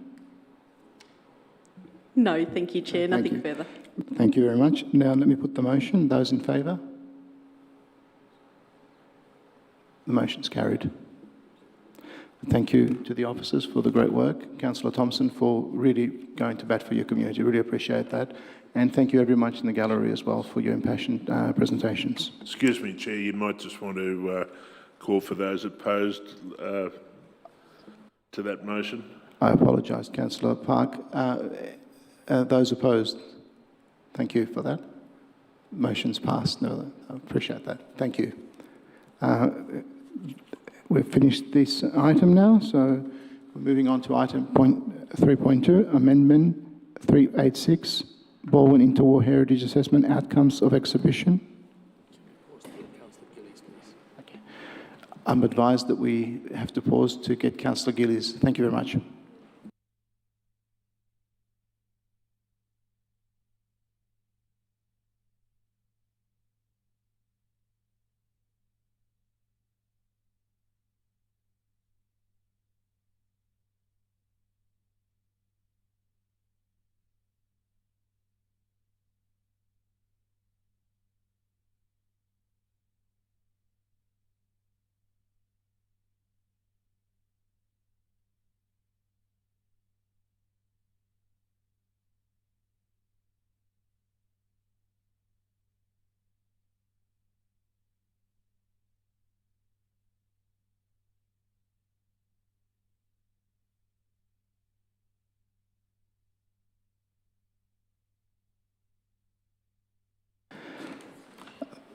We've got everyone here now, thank you. As I mentioned earlier, a bit too prematurely, we move now to item 3.2, Amendment C 386 Baldwin Interwar Heritage Assessment Outcomes of Exhibition and Request for Panel. This will be presented by Mr. Emil Dixon. Thank you, Mr. Dixon. Thank you, and through you, Chair. Good evening, councillors, officers and attendees. Amendment C 386 Burundara seeks to apply the heritage overlay to one heritage precinct and 4 individually significant properties in Baldwin and Deepdean on a permanent basis. Following a detailed assessment, Council's heritage consultant identified the following precinct and individual properties as having local heritage significance. The Gordon Street precinct, comprising 7 properties on Gordon Street, Baldwin, 41 Austin Street, Baldwin, 5 Creswick Street, Deepdean, 6 Creswick Street, Deepdean, and 221 Whitehorse Road, Baldwin.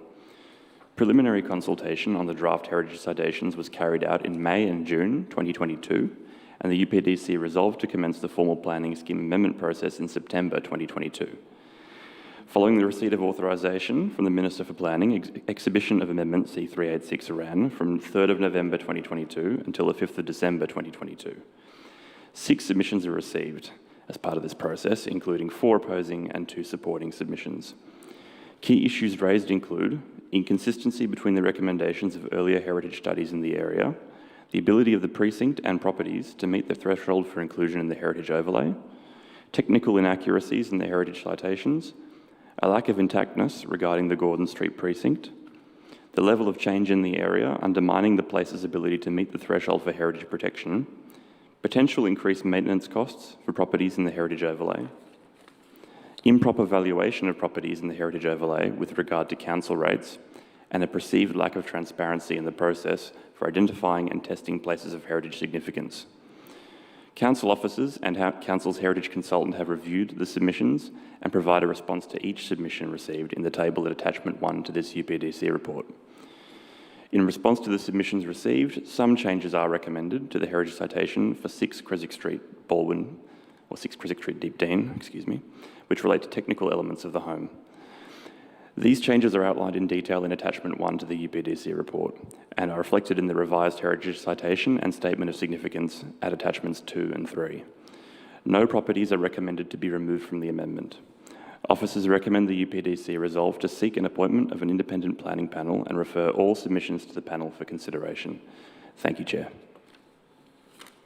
Thank you, Mr. Dixon. We have 4 presenters tonight who wish to speak and all opposed to the officer's recommendation. Now, may I remind the submitters that there's a strict limit of 3 minutes, and please commence your submission with your name and suburb in which you reside. So I call upon Mr. Tom Jolly, followed by Mr. Dipal Fernando. Thank you.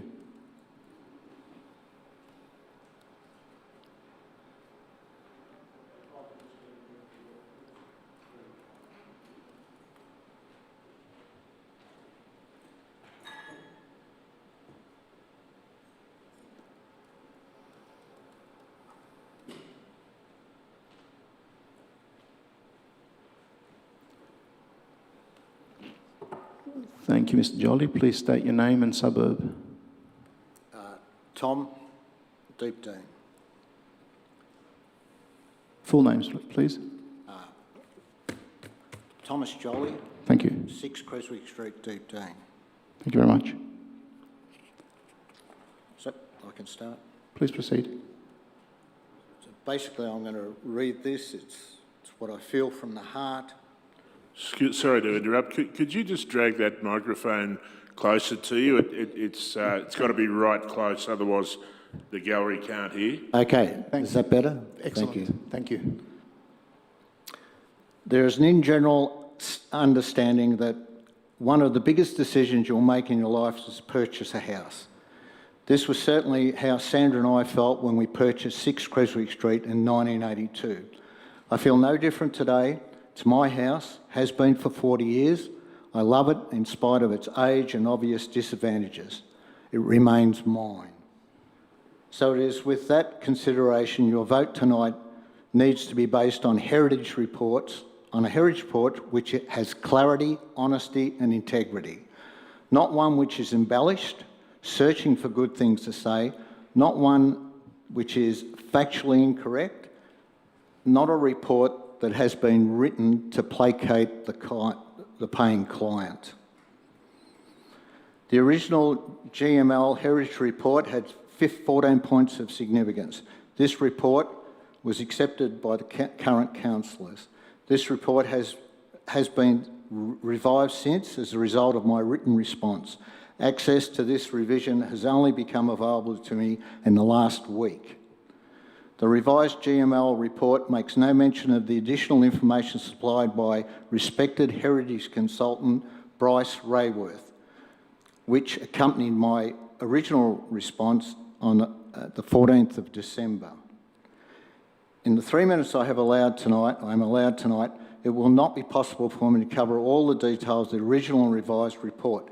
How it is the integrity and the detail of the report supplied by GML which needs to be questioned. Just as one example, the house has lead light windows. This is not true. The house has never had lead light windows.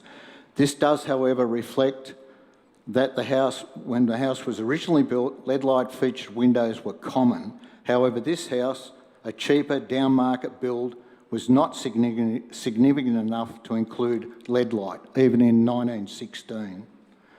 For this feature to be included in the original GML report leaves you thinking it must have been written based on a drive-by inspection. Even though this error has been corrected in the most recent report, it was only corrected due to my input and goes to the overall quality of the original report and its author. There are many points of embellishment and significant changes to the veranda details, a key feature of the house which is now acknowledged to be mostly a replica. We have previously submitted an independent report from an alternate heritage consultant, Bryce Rayworth. In summary, Bryce states, a review of previous heritage studies reveals that this property was not listed or graded in 1991 Camberwell Conservation Study prepared by Graham Butler, despite other properties in Deepdean, including some in nearby Deepdean Road, Kitchener Street and Pretoria Street, being assessed. Nor was it identified in a more recent Balwyn and Balwyn North Heritage Study incorporating Deepdean and Greythorn, prepared by Built Heritage in 2014. Thank you, Mr. Jolly. Your time has expired. I'm almost finished. Thank you. Thank you. This is indicative of the relatively low interest associated with the place. In conclusion, 6 Creswick Street is not worthy of an individual heritage protection. Tonight, I am asking that you, in your position, to present a sentence and a half. Thanks a lot. Tonight, I'm in your position to present the needs of local community. Do not approve this matter to be referred to a panel hearing. Based on the mistake by the GML report, except that supplied by heritage consultant Bryce Rayworth, or at the very least produce a second opinion. Irrespective of our personal views, any decision regarding this property should be made using accurate, proportionate and fair information. Thank you. Are there any questions for Mr. Jolly? I have Councillor Addis, then followed by Councillor Thompson. Thanks very much, Chair. And Mr. Jolly, you made the comment that the house is mostly a replica. Could you clarify? When my wife and bought the house in 1982, the front veranda, the return veranda, which featured highly in the report, was virtually non-existent. So I was able to produce photographs that showed that. It was a solid concrete block. I had to break it up and remove it. I re-established a flooring area. I got copies of the posts that are now in place made and replacement fretwork cast. And if you have a close look, you can see where it doesn't marry up with what would have been the very original. I commend you on the job you did. It's beautiful. I'm happy with the house. I'm proud of the house. But it's the result of mine and my wife's work. It's not of heritage value. Thank you. Thank you, Councillor Addis. Councillor Thompson, please. Thank you. Thank you for also sharing with us Mr. Rayworth's review of the officer's recommendation. Subject to where council arrives tonight, it seeks, the officer's recommendation seeks to go to an independent planning panel. Would your representative, Mr. Rayworth, be, would you consider him actually presenting to that panel? At great expense to myself, yes. Thank you. Thank you, Councillor Thompson. Councillor Watson, followed by Councillor Franco. Thank you, Chair. Thank you for your presentation, Mr. Jolly.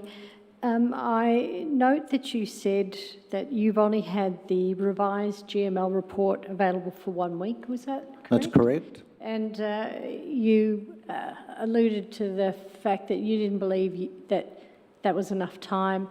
Could you please indicate what you would believe enough time would look like? I could have sourced professional advice based on that report, but of course that's not possible.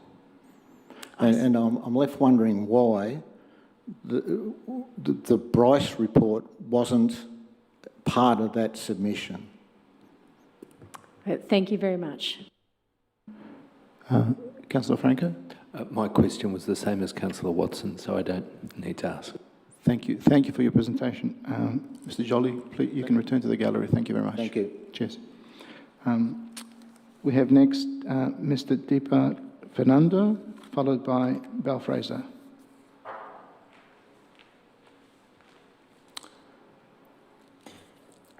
Thank you, Mr. Fernando. Please state your name and suburb. I'm Deepal Fernando from Baldwin, 137 Gordon Street. Thank you so much. So in 2015, the council did a study in Baldwin and Baldwin North heritage study, including Deepdene and Greythorn.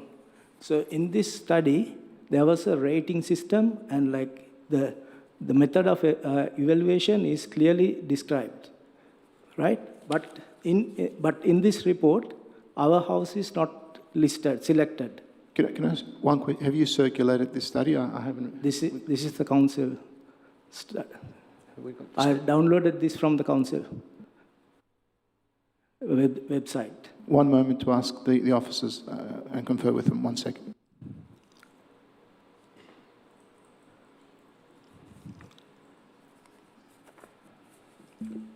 Apologies.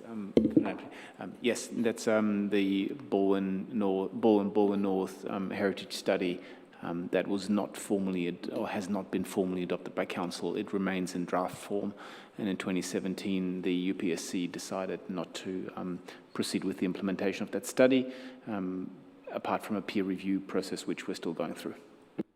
But this was on the council website and referred in the report as well. So, but in 2022, so council did another study, and that one didn't have a boundary of the the study. So when I raised this one, the council said it was this study was initiated by a member of the public. Right. So then in this study, we didn't have, it didn't explain the rating system. So it had dropped the rating system, and then our house was included in the as a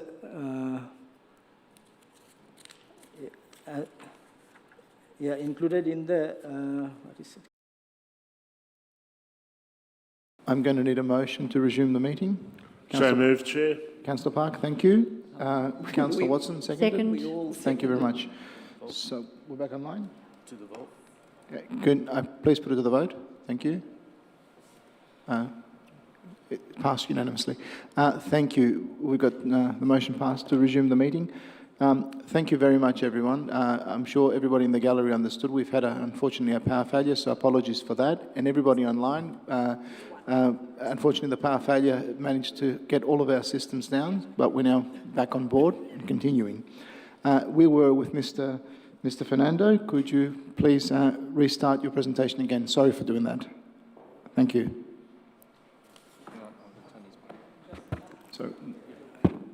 Yeah, all right, thanks. Okay, so I was telling that in 2015, Council did a study. In that study, there was a rating system, and our house was not even selected in using that rating system. But in 2022, there was another study done. It was based on one of the public members from the public request, and in that one, our house is selected as one of the 7 houses identified in that study. And so in the latest study, there was no rating system, and so that's one of the inconsistencies I see, and as I like to highlight as a lack of transparency in the selection method. So, like our house was renovated, and we made a conscious effort to keep the features as it is, because we don't want to demolish the house. Like we love period houses, but I think that should be our choice, right? And we can see that, like if you come along the Gordon Street, you can see there are like many houses which has real period features, and it's been demolished to build a big like French style houses. But we made a decision to keep our house as it is. But I don't think like we should be able to sell it in the end, like without, like if it is heritage listed, the price of the house will go down, and I think we should be able to sell it like with a fair price. Yeah, so that's my submission. Thank you, Mr. Fernando. Councillors, are there any questions for Mr. Fernando? Councillor Thompson. Thanks, Mr. Fernando. Could I just get your home address again? Just for 137 Gordon Street. 137? Gordon. Thank you. Cheers. Thank you, Councillor. Are there any other questions for councillors? No other questions. Mr. Fernando, thank you for your presentation. You may return back to the gallery in your seat. Thank you very much. The next presenter tonight is Belle Fraser. Please, thank you. Mr. Fraser.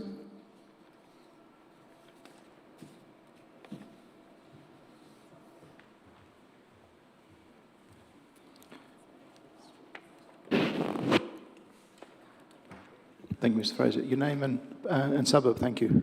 My name is Fraser Bell, 5 Creswick Street, Deepdean. We also had a heritage report done by Bryce Rayworth.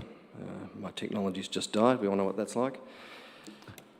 In the heritage study that was done for our property, there was 2 main criteria that identified it as heritage. The first one was criteria A. Historical significance is being met in part on the basis that the dwelling evidenced early residential development in the area, and in part as a known example of the body of the builders Dunlop and Hunt.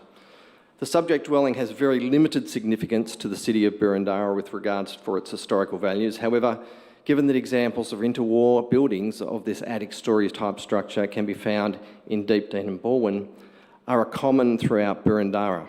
The subject dwelling contributes little to what is unknown and in the understanding of the development of the suburb and the municipality more broadly.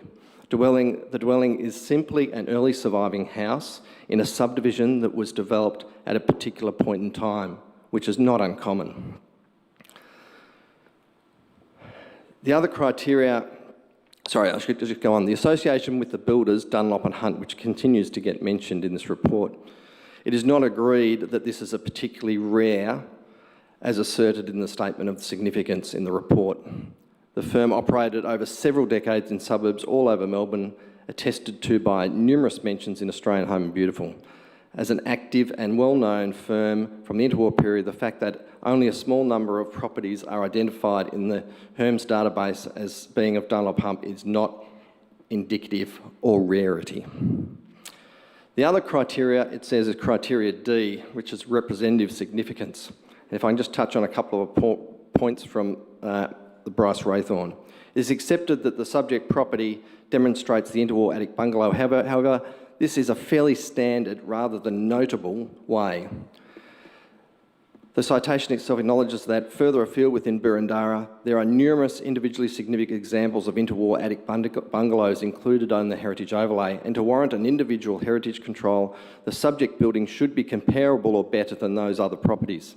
Analysing the four comparative examples cited in the Baldwin and Kew, it is unconvincing that the building is worthy of heritage overlay when compared with these. There is no significant architecture in our property. This only devalues what is true heritage. So it is time to say goodbye to an old friend. She has served this community well. We would like an end for what grows old, and it is time to let this old lady stay in the memories of those who loved her. To pass this on to a planning panel is a cop-out. You as councillors can make decisions here today not to continue and stop this. So I applaud you as leaders in the community. Lead by making good decisions. That's what people voted for you, not by passing the buck and significant cost onto me, which we've already spent and will continue to, and to council, while continuing to perpetuate a clearly flawed system. This can only be exercised from the report by you tonight, and I recommend you do so. Thank you. Thank you. Are there any questions for Mr. Bell? There appears to be no questions. Thank you, Mr. Bell. Please return to your seat in the gallery. Thank you. We have Ms. Patricia Arthur, but thank you, Ms. Patricia. Thank you.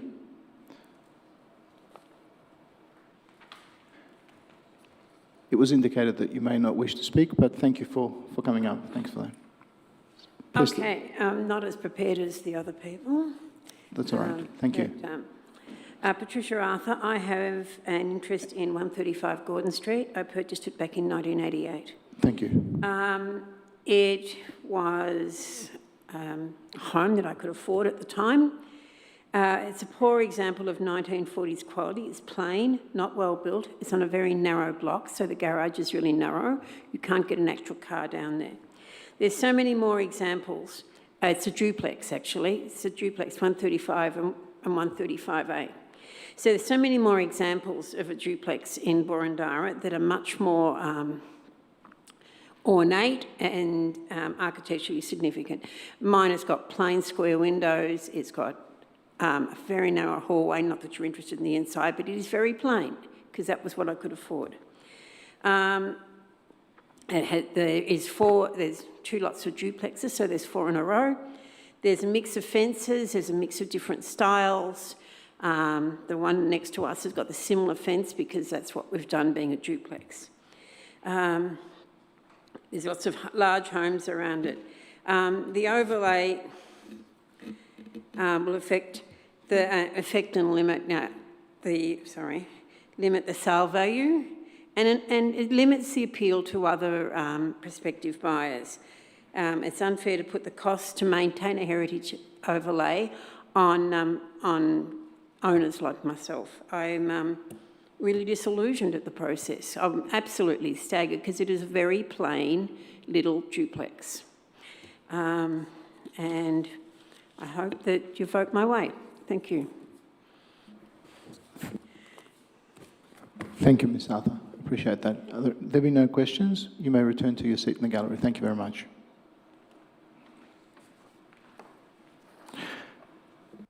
Now we'll return to the officers for matters arising from the speakers. Thank you. Certainly. Thank you. Through you, Chair. I'll start off by addressing these matters in chronological order.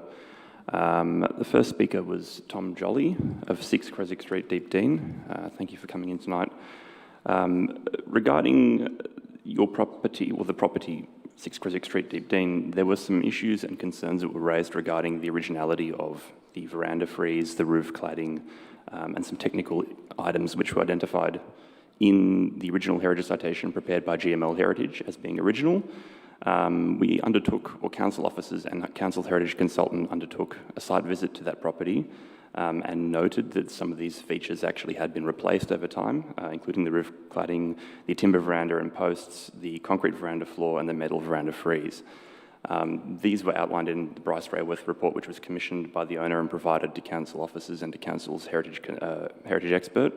And as a result of that, the citation was actually amended to reflect those changes and inaccuracies. Now, while those have been updated, those elements have been updated, they are only material updates. They don't actually affect the integrity of the heritage place. They're just matters which affect the intactness of the place. It's common for features like roofing and other such elements to be replaced over the lifespan of a building, so that can be expected to be changed and updated over time. Moving on from that, the second speaker was Mr. Fernando, 137 Gordon Street. Mr. Fernando's concerns were that the 2015 study, the Baldwin and Baldwin North study that was undertaken, did not identify the Gordon Street precinct as being of heritage value. The 2015 study was undertaken as a means to understand and prioritise council's workload for identifying heritage places in Baldwin and Baldwin North, including Deep Dean and Greythorn areas.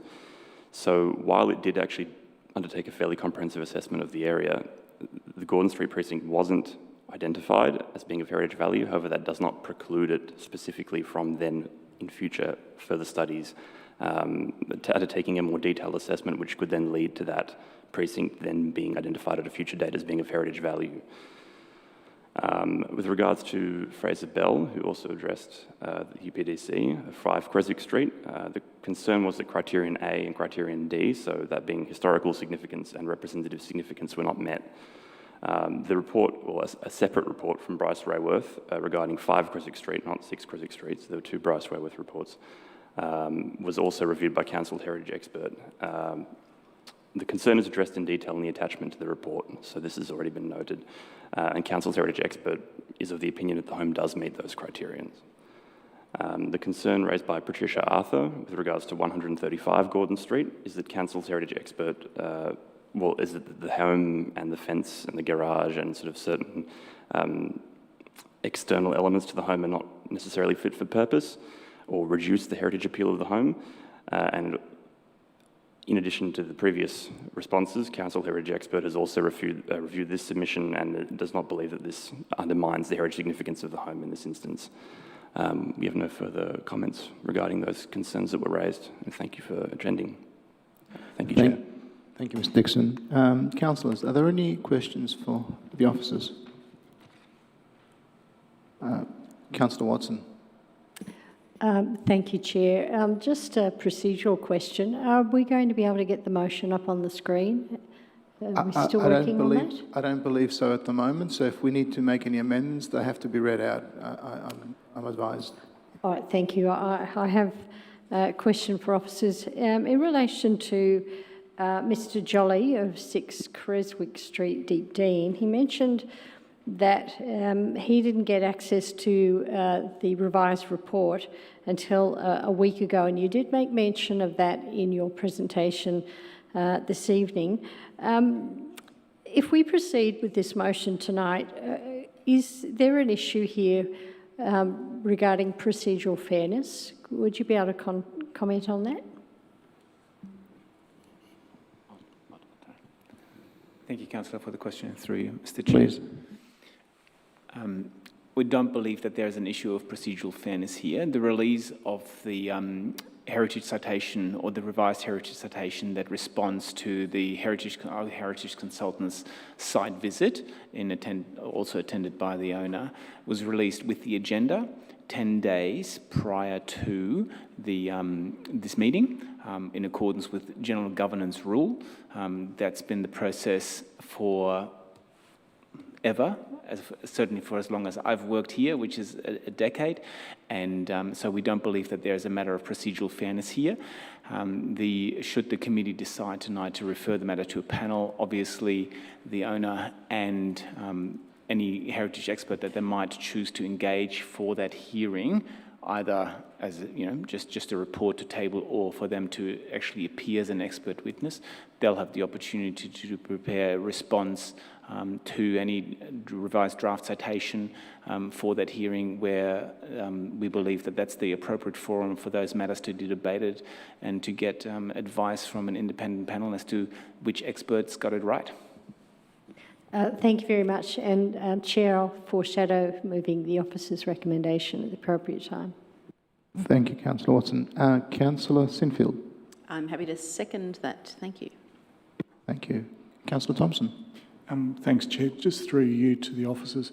Number 5 and number 6, deep Dean, do I interpret those to be individually significant? Am I reading that correct, or are they contributory to something? So thank you. Through you, Chair. Yes, that's correct. They are individually significant. So the amendment covers 1 precinct, Gordon Street, and then 4 individually significant properties, including the 2 on Creswick Street, and they are both separate to one another as individually significant properties. Okay, thank you. Thank you for that clarification. Thank you, Councillor Thompson. There being no other questions, Councillor Watson, this is the time now to move the motion. Thank you. I'd like to move the officer's recommendation, please. Thank you. Councillor Sinfield seconded. So, anybody opposed to assist Councillor Watson? There be no opposition. Councillor Watson is the mover. Would you like to speak to your motion? Yes, thank you. I'll speak briefly and thank the residents for coming in and presenting tonight. I do understand a number of the concerns that they raised, and I particularly wanted to make sure that the officers could address the issue regarding the timing of that report, because procedural fairness, I think, is very important. And thank you for satisfying my query with assuring me that that wasn't an issue. There are many issues that we hear raised by our community in relation to heritage, and in this council term and in the last council term, we've heard concerns raised about people who do work on their home to restore lost elements of heritage, and those who alter the buildings, and feeling aggrieved that they've done things to the house, and now all of a sudden the council are going to come and look at heritage listing of work that they essentially feel that they own, and I understand the sentiment, but it's always a balance between the rights of a property owner and also the rights of, well, I shouldn't say the rights, is that the values of the community, and this community does value heritage. I don't presume to be a heritage expert. Some houses I find attractive don't get heritage consideration, and others that I find incredibly unappealing, I hear people wax lyrical about them. So I'm happy for it to go to a panel for an independent assessment and let that next step of the process take place. And I'll leave my comments there. Thank you very much. Thank you, Councillor Watson. Councillor Sinfield, as a seconder, do you wish to speak now or Yes. reserve? No, I'll reserve my round back to me. Thanks. Thank you. Councillor Addis. Thanks very much, Chair. When I look at the pictures of these houses, I must say I have certain sympathy for the presenters who are saying, how did this reach the threshold? And I can see their point. And much the same as I could see the point in the previous one, and yet in the end I felt I had to be guided by the experts, because while I might think I have a good eye, I don't actually have an accredited heritage eye, and so much the same as the last one where I had some reservations about it, I feel I must follow what the heritage experts have said to us, and they are saying these are worthy of protection, so I can't really go against that. Thank you. Thank you, Councillor Addis. Very well put. Councillor Sinfield. Thank you, Chair. These properties are some of the standout residential properties north of Whitehorse Road and south of Belmore Road, a pocket in which we have sought to protect very few. There's been a huge amount of change through a large portion of that area, and I think there are plenty more that are worthy of protection, and at some stage we may get to them. But the report in front of us tonight presents only a handful. But of this handful, it is the heritage consultant and officer's recommendation that in fact 4 are worthy of being called out as individually significant. They're not lumped into a precinct where they may be contributory, or that missing section that we sometimes refer to as individually contributory.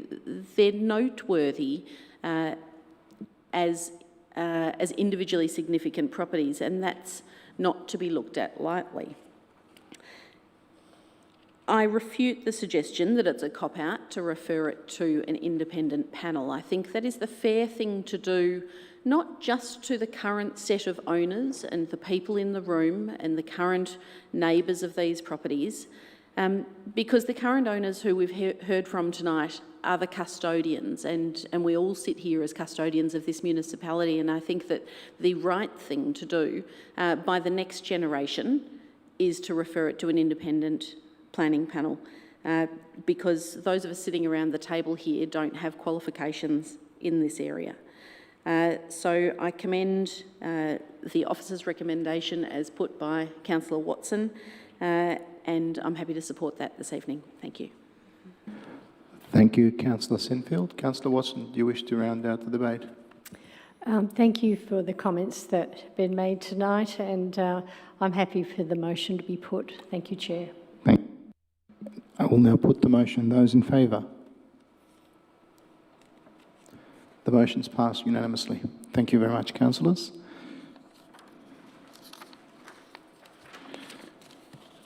We've now moved to item 4 of the meeting, general business. Thank you to the officers as well.